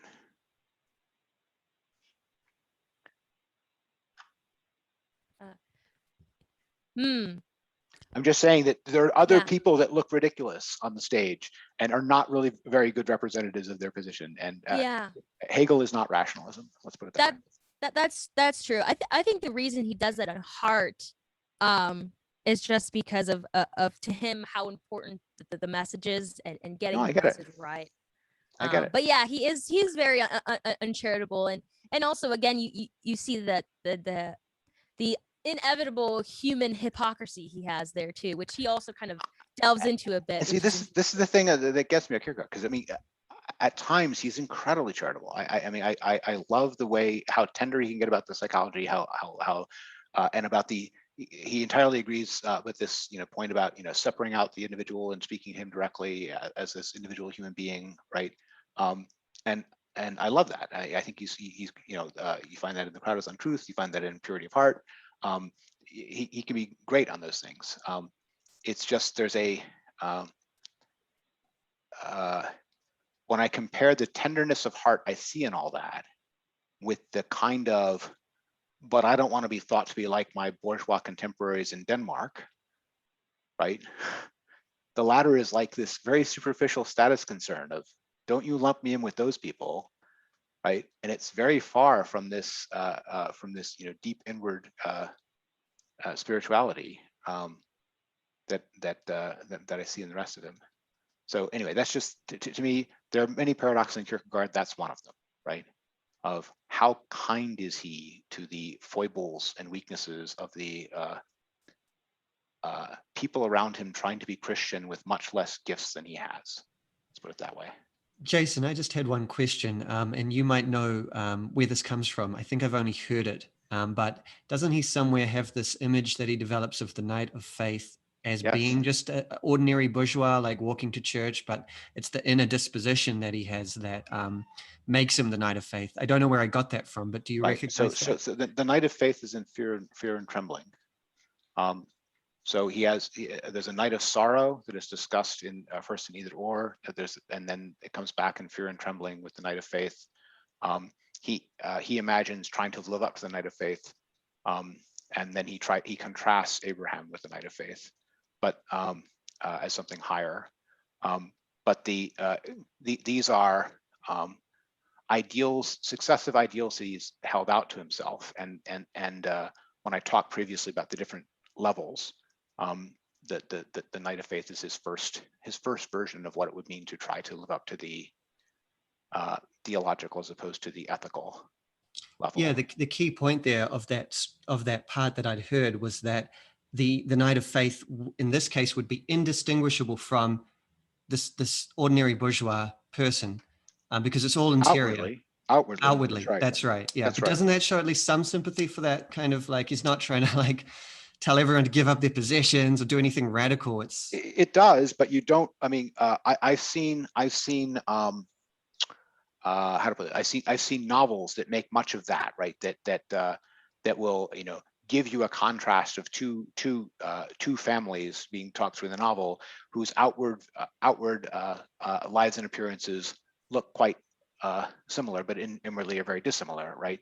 And they'll draw out that contrast. Kierkegaard is certainly aware of that inwardness, and he's also fascinated by the idea of the depth not being displayed by the surface. That's already there in Either Or, where he talks about, you know, Antigone keeping her pain hidden, and so on, right? And this is almost emo-like, an elevation of your tenderness, sensitivity, depth, spirituality, that you can have these roiling depths within, and the outward is all surface calm. So yes, but then the question is, why does that not lead him to a much more terrible interpretation of many of the very conventional people around him than it does? And you know, it just doesn't, right? He's certainly capable of it, but he never tells you that because of this, we could probably conclude that, you know, half the priests of Christendom are secretly much deeper spiritual people than they let on in public, because it's only the public persona that conforms to this, you know, superficial thing of the day. No, he tells you that you're lucky if there's 3 poets alive in your lifetime, and a priest should be rarer, but everyone pretends to be a priest, and there probably aren't any living, right? So could but doesn't is my diagnosis. But yeah, you're right to bring up the Knight of Faith as the ideal there. That's why I say that it's the same kind of thing you get in the councils of perfection of the medieval mystics, right? But they're just very very clear this is a council of perfection. And I don't know if this is related also to his personas, because I mean, this book is written by, you know, Climacus, and Climacus is exactly one of those councils of perfection. This is the original Climacus, not his own Climacus, but the original Climacus is exactly one of these. This is the ladder that the monk must climb to achieve perfection, if that's what he sets his sights upon, right? That's Climacus, right? Yeah, I think that's a really good point, Jason. Is he is writing under a pseudonym here, and yes. You know, I have Works of Love, and it seems, at least my impression is, he's a bit more patient and forgiving in Works of Love, which is writing under his own name. So I wonder if that's fair. That's fair. I mean, he may be trying to put forward, you know, this is the harder dogmatic, should be Lutheran position that I would have, you know, propounded if I had actually taken the preferment I never took, right? And you always have to ask yourself that, you know, for anything in Kierkegaard, you know, how much of this is a position he thinks should be there in the world, and he will go occupy it because it hasn't been. But it's a pole of his own dialectic, possibly. Fair point. Craig, thoughts on any of this so far? I really didn't find him being that harsh, other than in a somewhat of a I don't want to say poetic way, but he was definitely dealing with a real issue. Fair. As I mentioned in my early remarks, that issue is still here, I think, within a very large segment of our population, and in what it claims to call Christianity. That as I indicated before, Kierkegaard would be probably almost apoplectic about them at this point, if he were to be dropped into the United States right now. I don't disagree with you. So you're right. It may look uncharitable, but it might still be fair, is what you're saying, right? It might still be a fair diagnosis. Yeah. The flip side I found is having grown up within that culture of that kind of a church, the bourgeois church of the 50s, where everybody attended, everybody followed the rules, did everything like that. It took a major shift in my world to break me out of that concept of sin, to go through this depth of despair that he talks about here. So again, as I said earlier, I can completely relate to him in what he's bringing about, because I lived through the other side of it too. And I came to, as I've studied more since then, sort of along the lines of the one I really like, Anselm, where he said faith seeking understanding. I came to realize it's always been there within historical Christianity, but not hidden in the full Gnostic sense, but pretty much buried in many respects. The outward appearances of the church, the destructiveness that they went through the church history, and some of that stuff I can't condone. But the very concepts that Kierkegaard's trying to bring back out, yeah, they've always been there, but they've been somewhat hidden, somewhat buried, not always adhered to, and kind of got lost in the Inquisition, the Spanish conquest of the New World, those kind of things that also are sort of dark shadows on the historical Christianity. So what it finally come down to is I found that leap of faith, where faith is the opposite of sin, is the critical, paradoxical, absurd point of Christianity. Gotcha. So I'm going to agree with you this much. This is a useful correction to me, that you're right to point out that he's been through a lot of this himself. That there's a report from the front lines kind of authenticity to this. That it's clearly something that does happen to the Christian on his journey, because he's gone through it, and I should read him with the charity I wonder whether or not he's extending to others, right? So yeah, fair point. Absolutely fair point. So as a report from the front lines, he is definitely telling you something that happens as someone tries to come out of the cocoon of that kind of bourgeois Christianity into something which is more like the deeper spirituality that you find in the mystics. That is entirely fair. That's his own journey, and so he's the one qualified to tell us about its stages. Good point. Okay. I want to get to one thing at the end, which is about this issue of the sin against the Holy Spirit. It's one of the most concluding things. And it's another one of these places where I have to let other people speak first, but then have my own questions about his interpretation, so to speak. Do people know what I'm talking about here? I'm talking about things, especially in the section C, right? This is the very last section, which I think Joe felt was a punch in the face, and Gabriel, was worried about, what it says. But this is the sin of abandoning Christianity and declaring it to be untruth, right? And he's equating this with the sin against the Holy Spirit, which is said to be the one unforgivable sin in the New Testament, right? So he's giving you this this understanding that in the whole dialectic of defiance, the ultimate point of defiance is the sin against the Holy Spirit, which is the self-entitled despair not only throws all of Christianity aside, but makes it out to be lies and falsehood, right? So that's the top of the dialectic of what is not faith, right? And I think as a description of a certain kind of despair, in a kind of the violently active atheist despair, it's definitely fair. If you think of someone like a young Marx, or someone like a Proudhon and his essays on God, right? You'll find perfect examples of this that show that yes, this happens. But there is still something in this whole section that was to me striking. But I need to ask all of you what you made of any of it, to see whether or not it struck any of the rest of you. So thoughts on section C and the sin against the Holy Spirit. So for me, I found it striking because not just because of what I talked about before, in the sense that I kind of identify with it, but also just exegetically.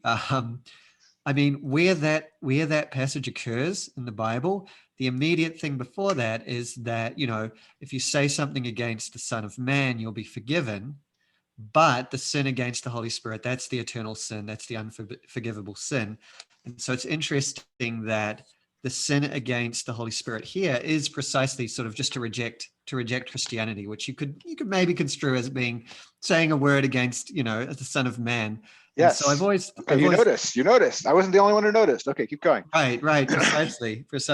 I've always found that a fascinating passage as well in the Bible. I was reading George MacDonald recently, Christian writer, and I think he wrote some fantasy novels as well. Yep. But I know most for his fantasy stuff and for his influence on Chesterton. Keep going.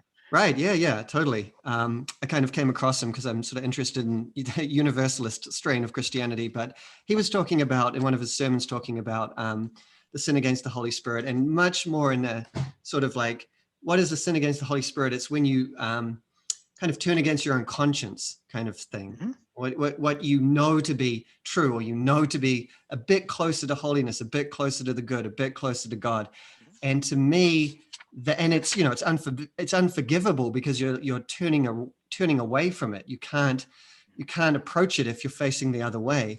And so, you know, that resonates much more with me about what it might be getting at.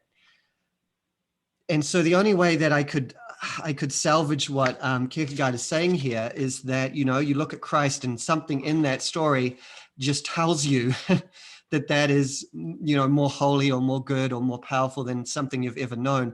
And therein comes my struggle, because there is a sense where that's true. What to make of that, I don't know. So I'm gonna first of all, thank you for confirming the thing that was that I immediately noticed. Right. The doctrinal Catholic version of what counts as the sin against the Holy Spirit is, as you say, when you go against conscience or truth, what you know to be true, right? As the third person of the Trinity gets assimilated to truth, and the infusing spirit that brings truth to people, and conscience, all those things more or less equated, but in the at least contemporary, if not historical, Catholic version of these things, right? The sin against the Holy Spirit is to actively fight against what you know to be true, right? And that's how it's defined. And what we have here instead is something which is claiming that any denial of Christ is the sin against the Holy Spirit, when, as you say, the very preceding passage is, everyone who sins against the Son of Man, it will be forgiven him, but those who sin against the Holy Spirit, it will not be forgiven him. So the original is saying, I am the farthest thing from an emperor standing on my dignity possible. Any wrong you do to me, I will forgive, but don't sin against the truth. That's the original, and it gets turned here into something which is instead made the either or slap in the face of accept this or you or be offended, right? And it is striking to me that there is less lèse-majesty, if I can put it this way, and more charitable compassion and reasonableness in the original than in Kierkegaard's gloss on it. I do think that his gloss on it is the kind of thing that you might have found in Protestant Lutherans. I don't think that's entirely making it up. I think that that's the kind of thing that you would have found in certain, you know, especially Reformation era stridency in a particular strand of Lutheranism, and I think that's where he's getting it from. But he may have his own reasons for adhering to it besides that. But it's not anything like the Catholic position, that's for sure. And the position he is contrasting it with, to me, contrasting with his reading on it is trying to make it as lege-majesty as possible, as standing on dignity as possible, when the original is saying the exact opposite, from my point of view. This was striking to me. It's just, you know, and he even quotes the part about, you know, what will be forgiven, right? And then he says, but the one thing that won't be forgiven is the thing which he just told you was going to be forgiven. And to me, this is there's a fundamental take I have on the work as a whole, which is he is constructing a paradoxical, mystically sound, psychologically nuanced, meant to be compelling version of a Christianity that he thinks, you know, lives well in the 19th century and the environment around it. And I look on it and I say, this is something that is Kierkegaard's, and yes, it is a Christianity. It is close enough to these other things, and it is inherent enough to these things. It is a Christianity, but I find way more reasonable Christianities long older than it, much older than it. It does not seem to me to speak for Christianity as such, as it purports to, right? and I could, and the historical Christianity I can find in the Fathers or in the original New Testament, for example, is in lots of places eminently more reasonable, if I can put it that way, than his is. And I don't think that's just the time. It is partly the time, but it's mostly him. It's just the position he wants it to be, because I find like a Chesterton well after him, who will be on the opposite same side of that distinction. Anyway, that to me is the thing which is distinctive about Kierkegaard here, right? Not because there's other Christian thinkers of his, if not of his time, not long after, and certainly way older ones, whose take on these questions is quite different. But anyway, that to me was the striking part about section C. I think that Ariel has a comment. Okay. Yes. So I agree. If what he's saying is, oh, you don't believe in the Trinity? You don't believe it to be true? Well, you just committed the most unforgivable sin and you were just damned for all eternity. If that's what he's saying, it's like, whoa, bro, you need to chill. That's kind of really harsh and mean. It kind of goes against the thing you're kind of quoting, which is not very cool. I agree with that. I wonder if he might be saying, when he speaks about the negative form being the person who is like, if you ask me like about God, I don't even want to hear the name. I won't even give you an opinion. I don't even want to even wonder or consider, just because I'm just so offended by the idea of it as a whole and what the implications of if it were true would mean, that I don't even want to consider or seek it to see if it's true or if I can find a way to make sense of it. It's like, no, I shall have no part of it, no matter what. I think that might be the negative form. And then the positive form would be someone who, let's say, has gone on this journey to know it in themselves intellectually, emotionally, and spiritually, but still then I think was like in the demonic defiance would be the devil's form of despair, is he knows, but he defies against it anyway because he just wants to reject it and doesn't like it. I wonder if that's the positive form. So I can agree that the form that he's diagnosing here as possible happens, right? Mm-hmm. There is like an anti-God ire that can arise here, right? But what's particular about his version of this is that he's tying it directly to the Christian as such, when the text itself isn't, right? Blessed is he who is not offended in me is a counsel of perfection kind of statement, not a damned is that those who isn't. And the sin against the Son of Man will be forgiven is okay. Think about it theologically just for a second, right? The best believing Jews, right? This is the question, right? So this status says if they're offended by Christ, then they're out, right? And you can easily read that, those who sin against the Son of Man will be forgiven them the other way, right? But anyway, it's striking to me how where he draws the line, where he divides it, and maybe that's just doctrine, and maybe that's just right, but it's definitely striking how far it is from the original, and it's not the position that you find in, say, modern Catholicism, certainly, as to what the sin against the Holy Spirit means. But again, I threw this out to everyone else because it's just something I saw and was struck by, and I wanted to see if anyone else had seen something like, and the answer was Gabriel did see something like it. But I'm not saying it's the only way to read section C, but it certainly is something that struck both me and Gabriel in section C. A quick point that sure. Struggle I have sometimes is when we pick a particular verse and run with it. I was thinking this earlier that in some respects there were two sects during Jesus' time that get a lot of press. The Pharisees with one particular viewpoint and the Sadducees with a different viewpoint. And I almost see parallels to some of the arguments that Kierkegaard is bringing up with those two types.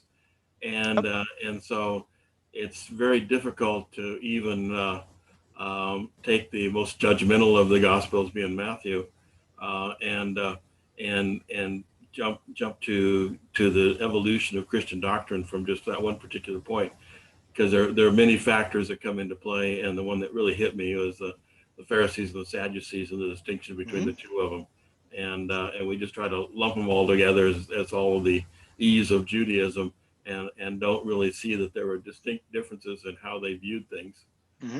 I'm not trying to take Jesus back to being an Essene, although there's plenty of that going around nowadays.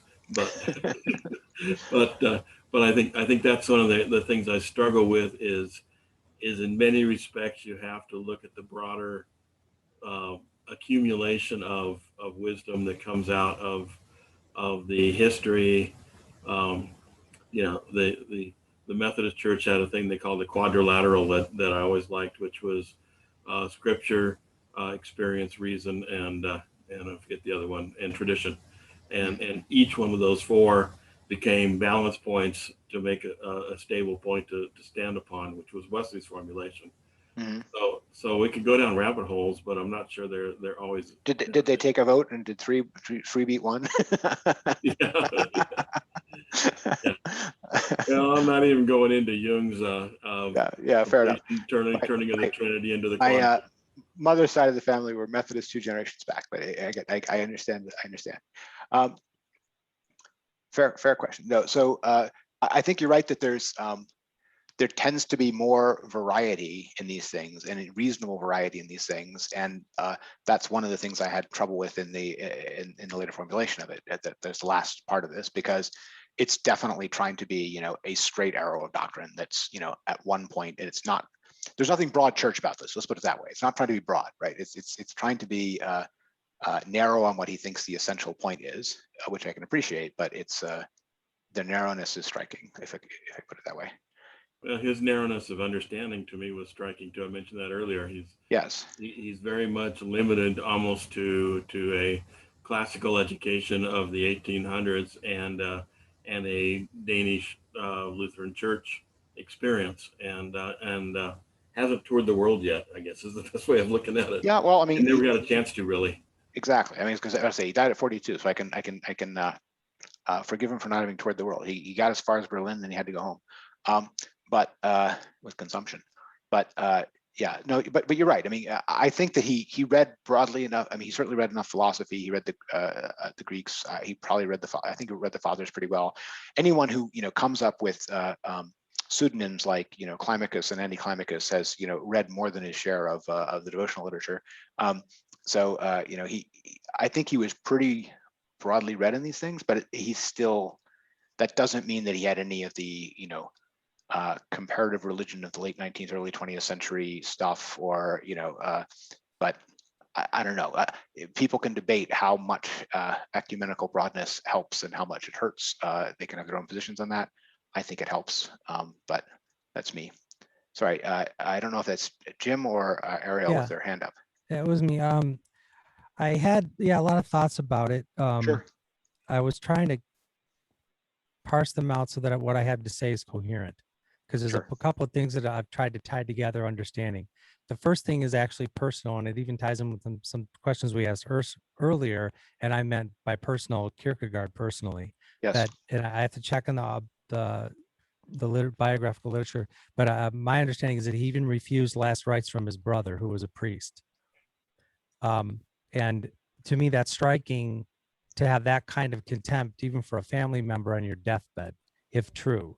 That tells me there's some type of deep personal offense going on there. In fact, his brother's a priest, and the things he's written about priests, I wonder what that component means, how impactful it was. Also, I think he left whatever he had to the young woman he was betrothed to but never married.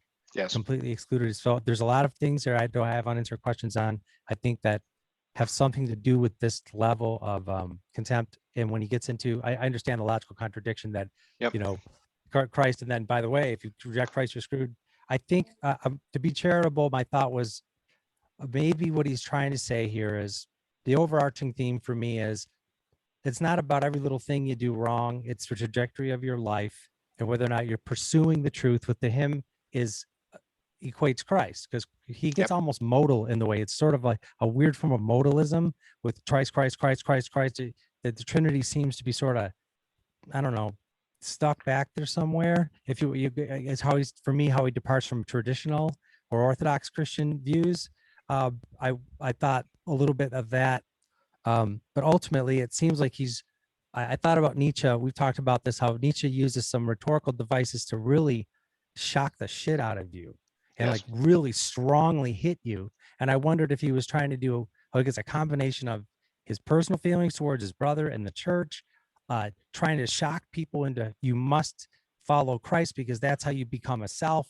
And if you can't become a self, you'll never find truth. So by that way, he rationalizes using this logical contradiction to get you there. I agree with that. I think you're right that he wants to have this shock effect, and that's exactly the the either or of faith or offense that Joe reacted to. That you're right that's what that last section is deliberately designed to evoke. In terms of his personal life, I mean, he was at one point on the point of taking a calling in the church and then turned it down. And this was around the same time that he broken off betrothal. I think it's quite clear that the broken off betrothal was to him a great sin in his life, right? It was this when he's talking about the torture of not being able to give up your past fault, your past sin. That's the sin he's thinking of. Right. I mean, if you read Either Or and his Diary of a Young Seducer and all that kind of stuff, right, it's clear that there was an element of him in that betrothal where he was playing with the young girl's feelings because he was aesthetically interested in what he took to be the beauty of the pangs of the suffering he was going to inflict upon her in an almost sadistic way. And he was aware of that, and he hated that about himself, right? He hated that he was capable of that, and when he broke it off, that was partly because he had a very clear sense of being unworthy of her, if I can put it that way, and at the same time, he didn't think that the result of that should be that he should then, after that, run to the arms of the priesthood, because his reason for breaking it off was not that he thought he was such a knight of faith that he would make a fine priest but not a fine husband, but that he thought he was beneath either, right?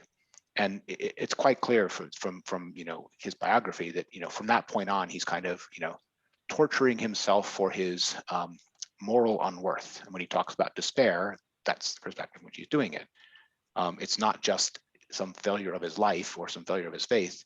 He thinks that he was actively cruel and for improper motives, and he's lacerating himself with it about it for years afterwards. And when he talks later about not being willing to give up the distinctive thing about you, it's like, this is the thing which he did, which he's not able to forgive in himself, and he's not able to humble himself under it as something which, yes, he did wrong, but he should forgive in himself.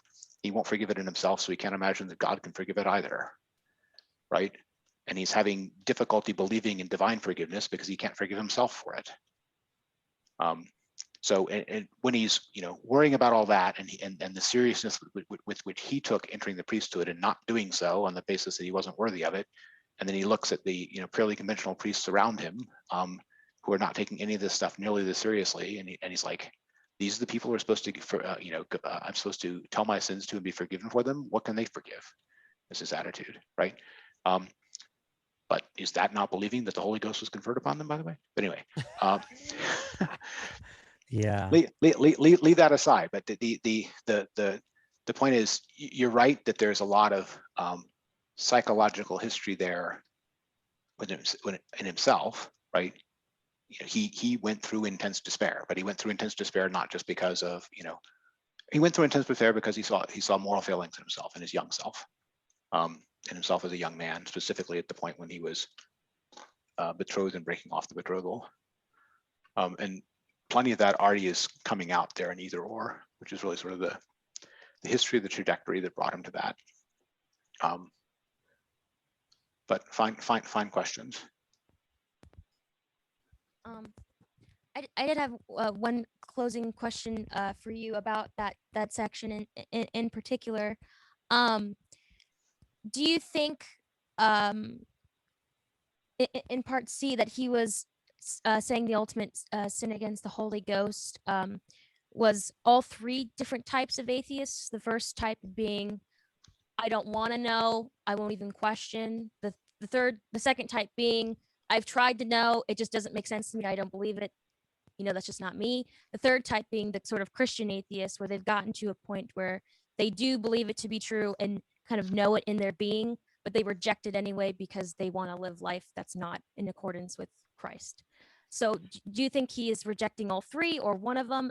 And do you think that the biblical text in which he's sort of contradicting condemns by saying the sin against the Holy Ghost all three types or one type or none of them?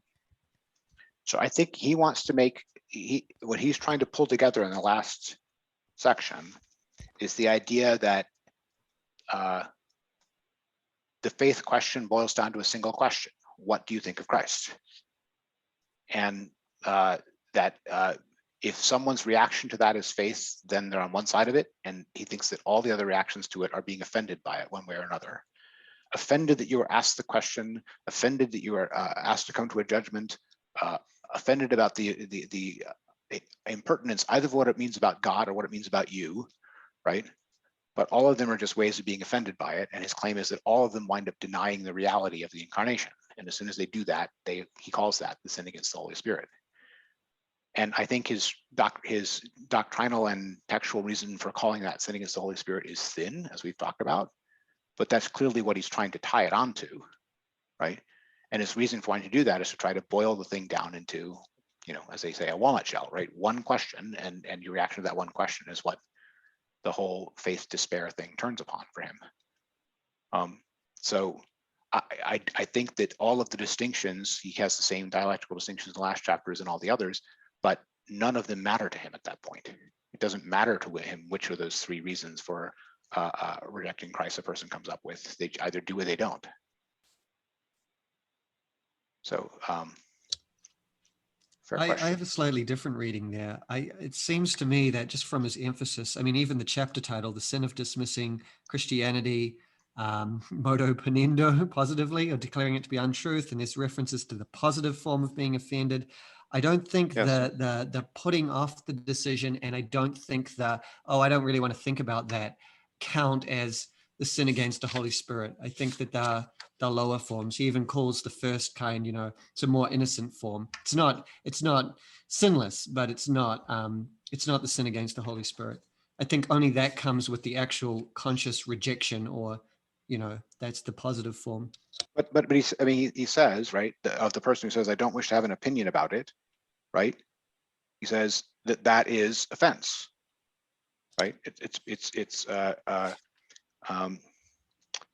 He is denying the divinity of Christ. He denies that it has the right to demand of such a person that he have an opinion.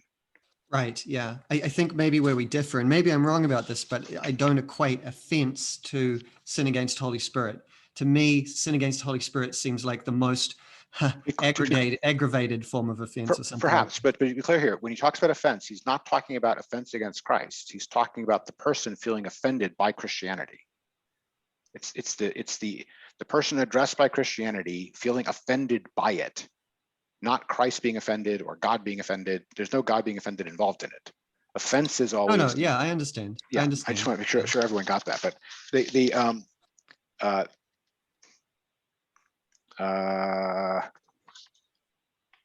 because positively rejecting Christianity or Christ kind of closes you off to it. So that would go with the more traditional interpretation of sin against the Holy Spirit. Not having a decision or not wanting to think about it don't definitively close you off to it. Sure, fair enough. So he does call it the lowest form of offense, right? He says, humanly speaking, the most innocent. But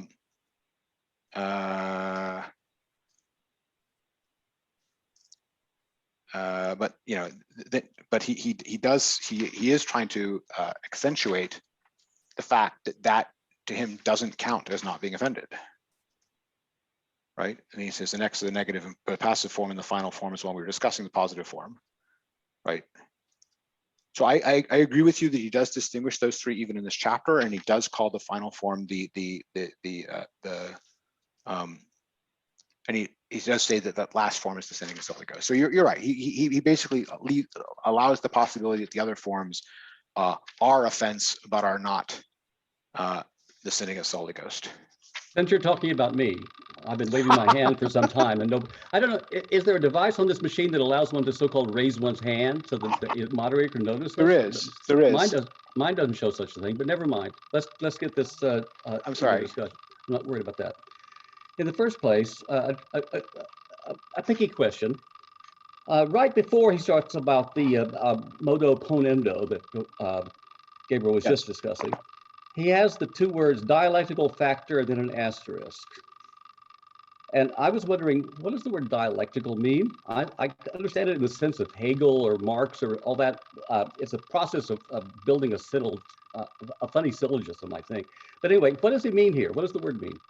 He does mean dialectical aspect. He does mean in the Hegelian sense, and what he's meaning by that is that each of these things has an activity to it, and that it goes through these different forms that he's describing. He's thinking of all that as a dialectic, as these different forms as being stages that succeed one another, in the same way that in Hegel's philosophy of spirit, one position succeeds another. So when he's calling something dialectical, he's saying that there's not just one version of this, but that there's multiple versions of it that succeed one another by a kind of logical, a necessary logical somersault of one kind or another, right? That's what he's meaning by calling them dialectical. Understand that before the Hegelian version of dialectical, all that dialectical meant back in like in Plato and Aristotle was something which was,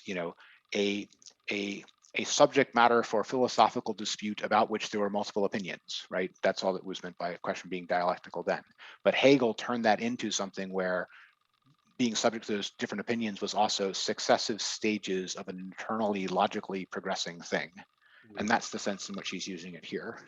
Okay, perhaps my ignorance of Hegel plus my total disregard for him is inhibiting me as understanding something like Kierkegaard, who's so embedded in trying to bat away the Hegel nonsense. Yes. Anyway, but going further into that same section, and he first mentioned it actually way back a little while, something saying that I do not therefore, laud as genius the inability to believe it, for it shall be believed. And then he invokes that again, once again, right here on this same page. Sorry, which page you're talking about? Well, the original, the quote I read a minute ago, don't deny. Come back to the page we're talking about here, right above ponendo, where is it now? I lost it. Yeah. Yeah. Okay. Right. Because he goes down in the middle of that page. The paragraph begins the lowest form of offense. And I question about what does he mean by low as opposed to high or whatever. And he means it's least offensive, but go ahead. Okay. And then down about 6 lines in my print edition, the words appear, who have completely forgotten this Christian quote, you shall, unquote. What? The point is that they have quite, this is the form of offense that escapes most people. The point is that they have quite forgotten this Christian, thou shalt. What he means by that is that he's talking about someone who does not presume to judge the matter of Christ one way or the other, right. And that the person who is saying so has not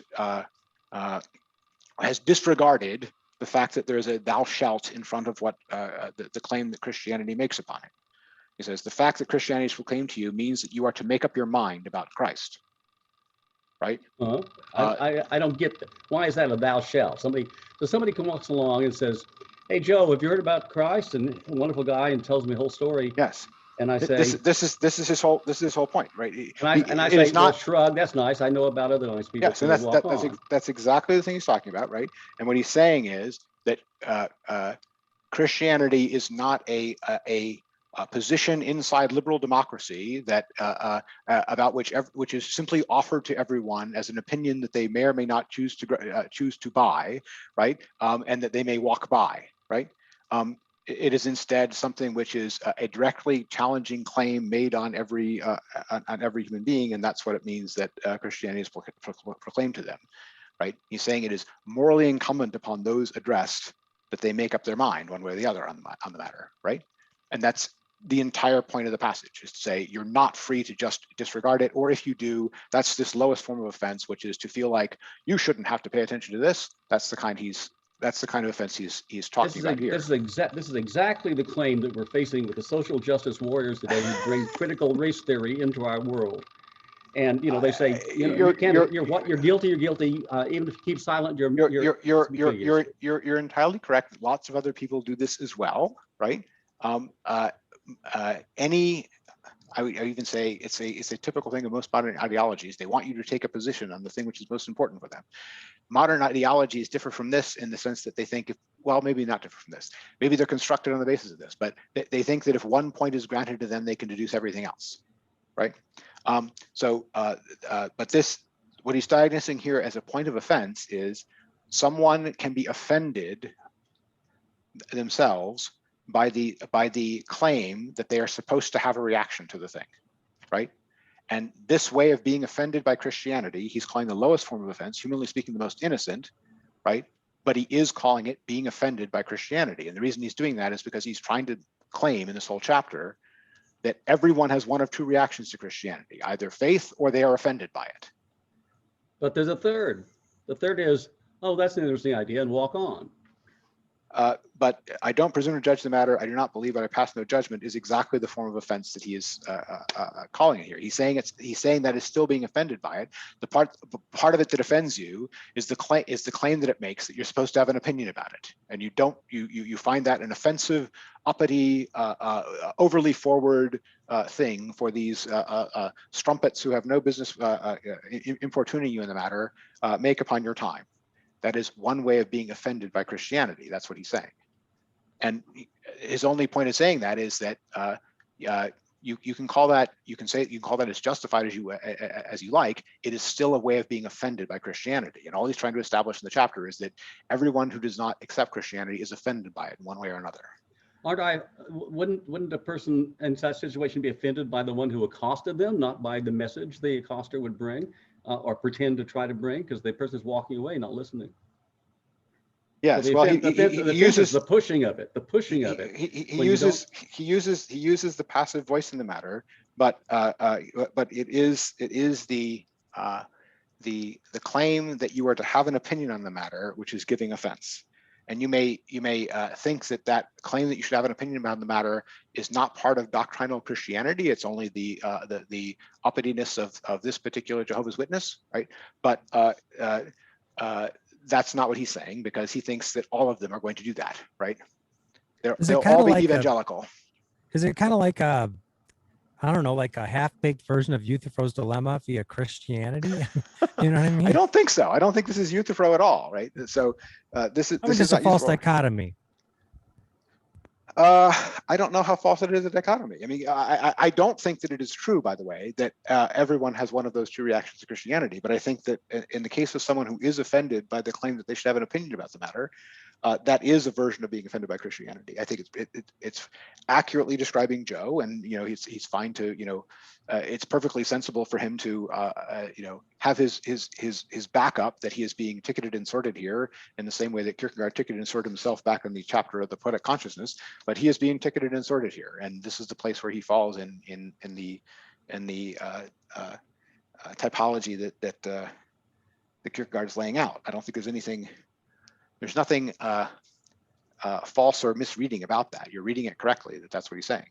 Right. By the way, I noticed that certainly in the page before this and leading up to it, he talks about what if the king came to town and tried to be anonymous and yes, went through and pretty much got away with it. That sort of sparked me to think that in the very end, when I was thinking about faith versus sin and stuff, and earlier he talked about once you assume this creator thing, and that's a big assumption that they all take, don't they? That there was a creator. You came from the creator. They don't. Well, fair enough. It's all there. Well, I start with Daniel Dennett and Richard Dawkins. Sure. And I'm more interested in looking at how the virus meme of God evolved and infected the human brain in all these centuries. Sure. but that still means that on his continuum of offense, you fall into category 6, right? Which is fine, right? You have a way of ticketing and sorting him, and he has a way of ticketing and sorting you, right? Par for the course. To me, the more interesting question is whether or not it is true that everyone falls into one of these categories, right? There has to be 3. Well, he has 5, right? I mean, it's not 2. It's not 2, but he has multiple ways in which the person is offended, right? And as well as the faith version, right?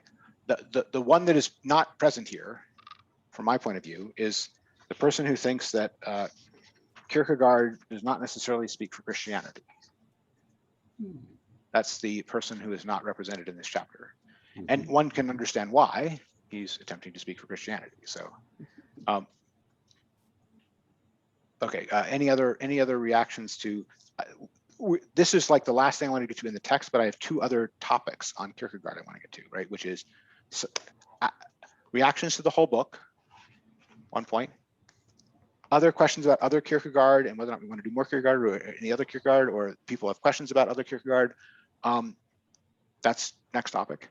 And then the topic after that is, what do we want to do next, right? But I want to get to the what we want to do next after we've had a chance to first just react to this book as a whole, because we just finished a reading. We also finished the whole book. So react to the book as a whole, and then just reactions to our questions about Kierkegaard, the rest of Kierkegaard. There's lots of other things. Present age, purity of heart, attacking Christendom, works of love. There's all kinds of other Kierkegaard. Either or. So first, just reactions summed up to the whole book. I think we got a fair amount of them, but do people want to have? Does anyone want to give a different reaction to the one to the whole book that's different from what we had from just this part? I had one last question, real quick. Sure. Still dealing with the text. The paragraph right after we dealt with, I thought it was kind of interesting that for the first time he brought up the Jews. The only time I saw it in the book was it's the 3rd paragraph from the end. And yes. Okay. Third paragraph from the end of the whole thing. Yep. Yes. The form of offense, just as the Jews said that Christ drove out the devils with the help of the devil, so this offense makes Christ out to be an invention of the devil. That paragraph threw me, first of all, that he, for once, actually even mentioned Jews in the whole picture. He had never mentioned them anywhere else in the book that I saw. And yes. then that invention of the devil was kind of an interesting twist at that point. And I was trying to see, is there anything more to that in terms of where we went there? And real quick, Joe, if you go to your far right of on the bottom of your screen where it says reactions, and you click on reactions, one of the options there is raising or lowering hand. Wait a minute. Wait, all I see is a bunch of silly cartoons there. Which one says raise hand? You want to see underneath all the cartoons where it says lower hand? No. All I see is 6 cartoons. Well, that's weird because most of the rest of us have a thing that says raise hand, lower hand. It's underneath them. It says raise hand. Yeah. So not on my display. You have to hit the thing which says reactions. I got it up.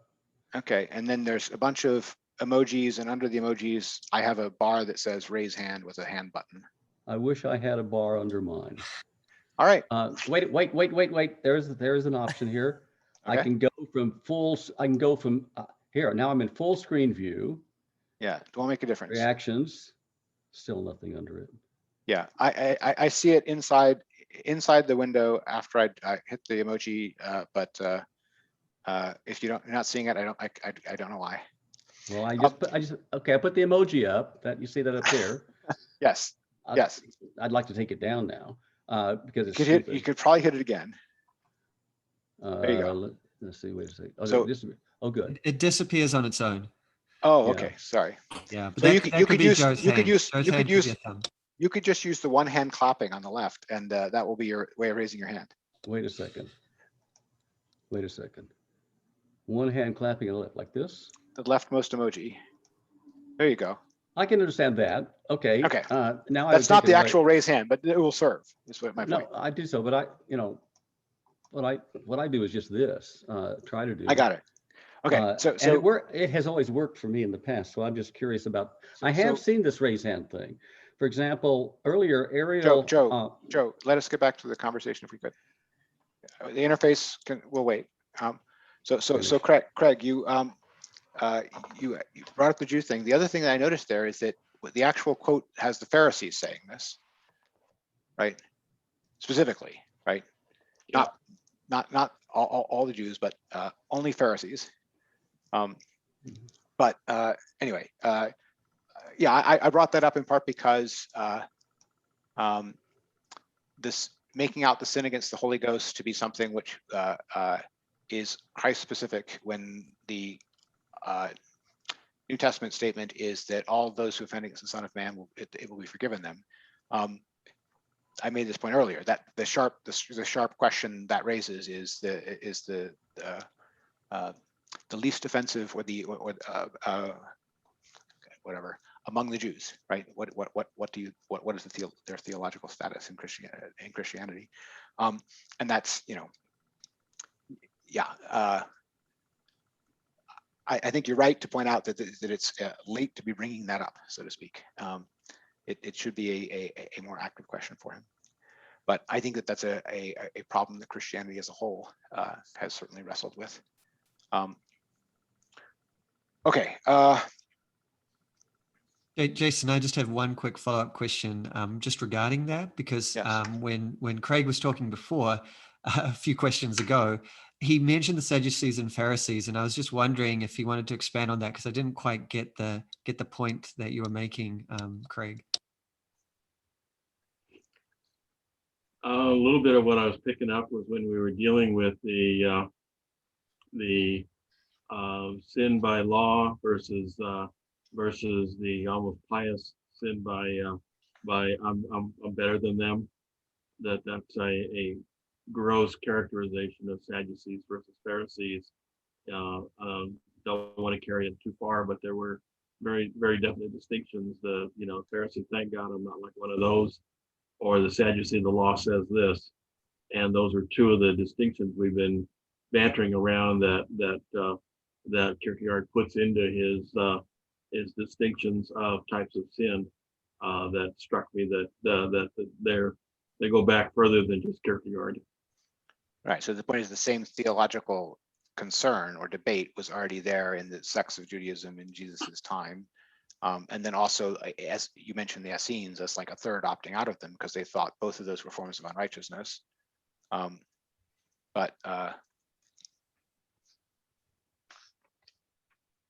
Fair point. Okay, so are we done with the textual one? Okay? Reactions to the whole book. I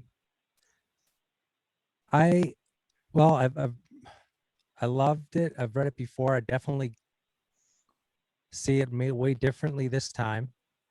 And I know more about him, so I'm really perplexed, to be honest. I think I lazily co-opted my worldview to Kierkegaard because of how it struck me the first time.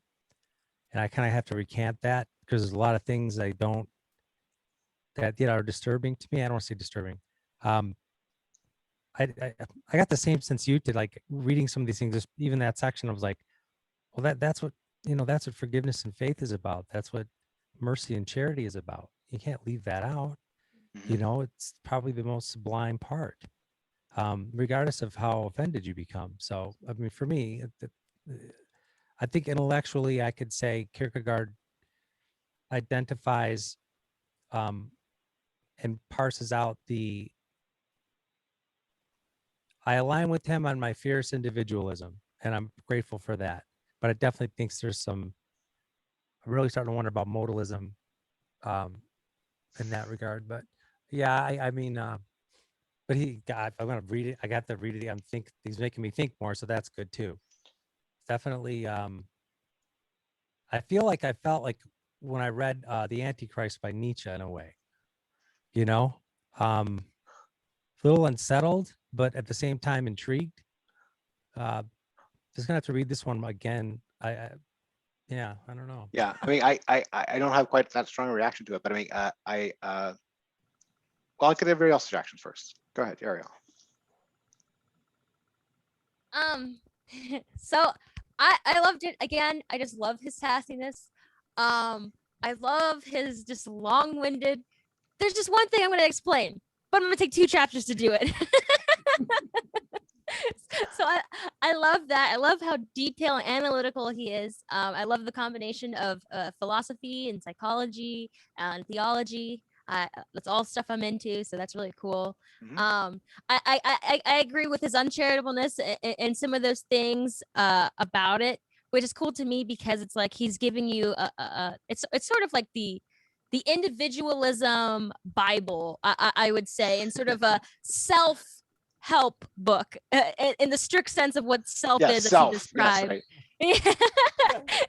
Owner's it's- manual for the human self, right? yeah. So I really like that, and also just again his emphasis on individualism as far as being connected with yourself, and also individualism when being connected to a higher being, whatever you equate that to being, and how it really is just personal between you. It's not, I'm a part of a group and therefore I must acquiesce with whatever the group says and thinks, as well as, not being a part of the aesthetic phase of, comparing yourself to others and being lumped in with categories. So I really liked that. Yeah, I think it was really cool, really eye-opening on the importance of, finding yourself, and you don't have to go to, Mount Everest to do so. It really is an inward journey, not a physical, although it can be, but yeah. Yes, It's that's very, very interesting, very good, very edifying. becoming a self as a movement one performs at the place where one is, right? Yes. Fair It's quite point. distinct. It's quite distinctive from the concept of self you find in Ayn Rand, for example. Yeah, to some degree, there's overlap. They share a German idealism tradition point of beginning, if I can put it that way. But yes, Kierkegaard definitely has a much more eternal sense of what self means, right? A much less worldly sense of what self means. Okay, Gabriel, reactions to the whole book. Yeah, so like Ariel kind of emphasized, I love the style, I love the sass. I think it's really great. I think his writing style is brilliant, very engaging. Like James emphasized, it was kind of, I don't know, it was kind of disturbing for me to read it. It was, I feel a bit like challenged, disturbed. I think in a sense, it kind of made me realize that on some deep level, I am in despair, in Kierkegaard's broad sense of despair. And it's never comfortable to kind of encounter that. And so I think it also reignited the question of Christianity and Christ and how I relate to that, which is something that's kind of uncomfortable and challenging. But I really appreciated people's perspectives today about how to sort of think about that, especially in that last section where he's most confrontational about it. The thing I'm left with is just, at the very start of the book, he defines not being in despair as, in relating itself to itself and in willing to be itself, the self rests transparently in the power that established that. And so what I'm left with is, what does that mean? Because relating itself to itself and willing to be itself, that to me is just straightforward existentialism. I don't have any trouble with that. It's all on the self rests transparently in the power that established that. Kierkegaard refers to that. He kind of implicitly is all about that throughout the book, but he never really fully goes into what that exactly means. All you get is that last little section where it's like, it involves accepting the paradox of Christ. And I don't think it's just Christ. He's with power that established it. He means God. He means it's not enough to be at home with yourself. Yeah, right. Absolutely. You have to be at home in the universe. But the question is sort of how, because and that's for Kierkegaard the essential point, because he's like, you have to be a Christian in this way. You have to have faith in the specific conception of Christ. And so I don't know, that's just something that I'm going to continue to think about is resting transparently in the power that established that. Are there other ways of thinking about that? What does that mean? How does Christianity reflect that? And just questions around that, I think, because that's the solution to despair in Kierkegaard's eyes. And I really kind of agree with him. I think that the straightforward existential, just own yourself, just craft yourself, right? That doesn't really hold enough for me. It doesn't seem to overcome despair to me. And so it seems about the relation that you have with the absolute. It all seems to hinge on that. But I'm still left with the question. What does that look like? What does that mean exactly? How do you Absolutely. do it? No, fair, and it's great that he's challenged you on that level. He's definitely succeeded in his aim if he has gotten that reaction, because it's definitely what he was trying to do. Uh, I have my own sort of, from his point of view, more philosophical take on what it means to be at peace with the power that establishes me. Right? I don't think that that's far from historical Christianity. But he might think it's farther than I think it is. Probably would. But the idea that there is something essential in not being in despair that is about being related to the universe as the author of your own being, I absolutely agree that there is no there is no tranquility, there is no peace of mind if that is not part of the equation, right? And there, I think his formula is correct. He wants to fill in that the clause in that formula with a particular value of a variable, right? And he's giving you all his reasons for doing so. The formula would be true even if other things were filled in the value of that variable, and the formula, I think, is just sound. But that's my own reaction to it. Craig, we've heard your reactions to some of this already, and talked about how this is, related to where you came from in your own journey. Any other things you want to add to that for reactions to the book as a whole, both parts? Again, a couple things that struck me as I was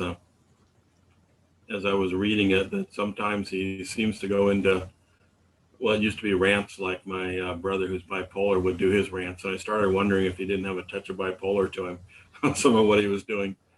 But I see the struggle that he went through. I experienced that struggle, and in that sense, I'm good with it. But I also found myself the problem with being with too many meetups right now is they tend to mix with each other. So we're doing a meetup on Peter Kingsley's Catafalque, Jung and the End of Humanity.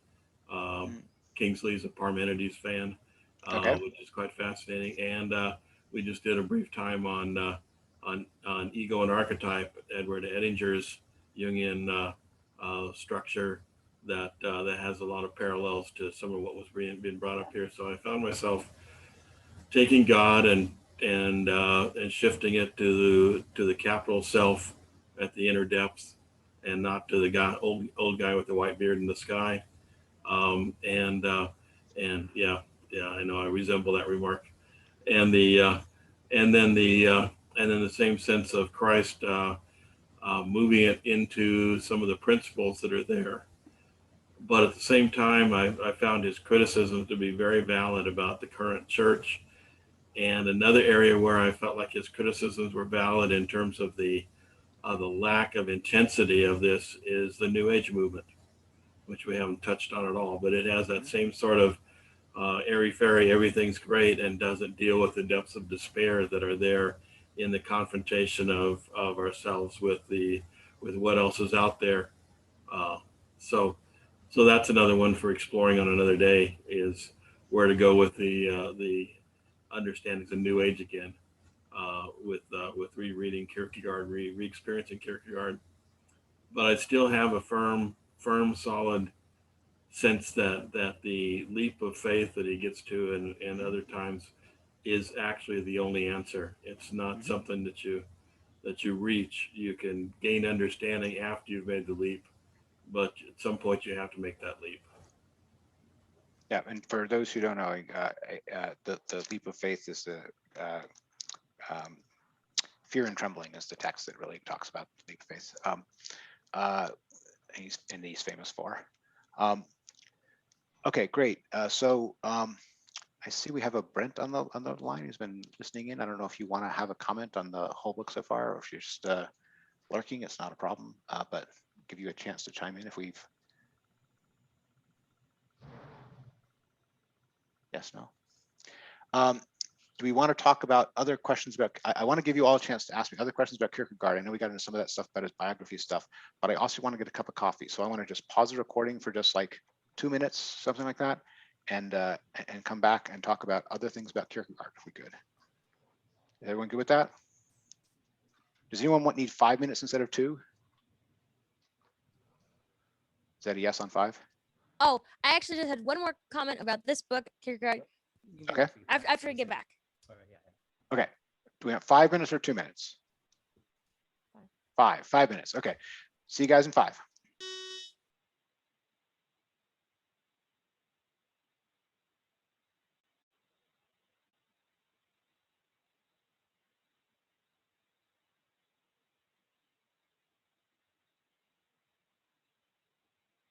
Sure.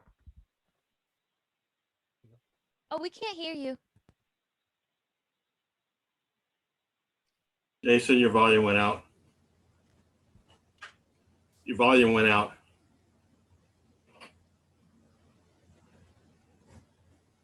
Lost your mic.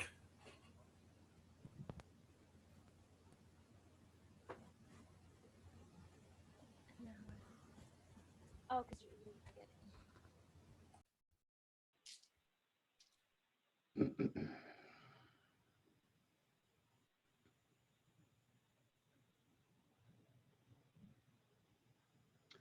Well, Jason can't hear us either, can he? can you hear me now? I can hear you. Yeah, Ariel, we can all hear each other. Jason just can't hear us. But he can't hear us. We can't hear him. It's something to do with that. Who knows sign language? Of course he doesn't. Jason thinks it's me. He says it's me. Oh, he's confessing that it's his administration problem here. As an administrator, he's killed us all. We could Or discuss killed philosophy himself and lied us all. we could talk philosophy with emojis only. Right. Well, that might be necessary under this circumstance. Yeah, he returns. This must be it. This must be the clue.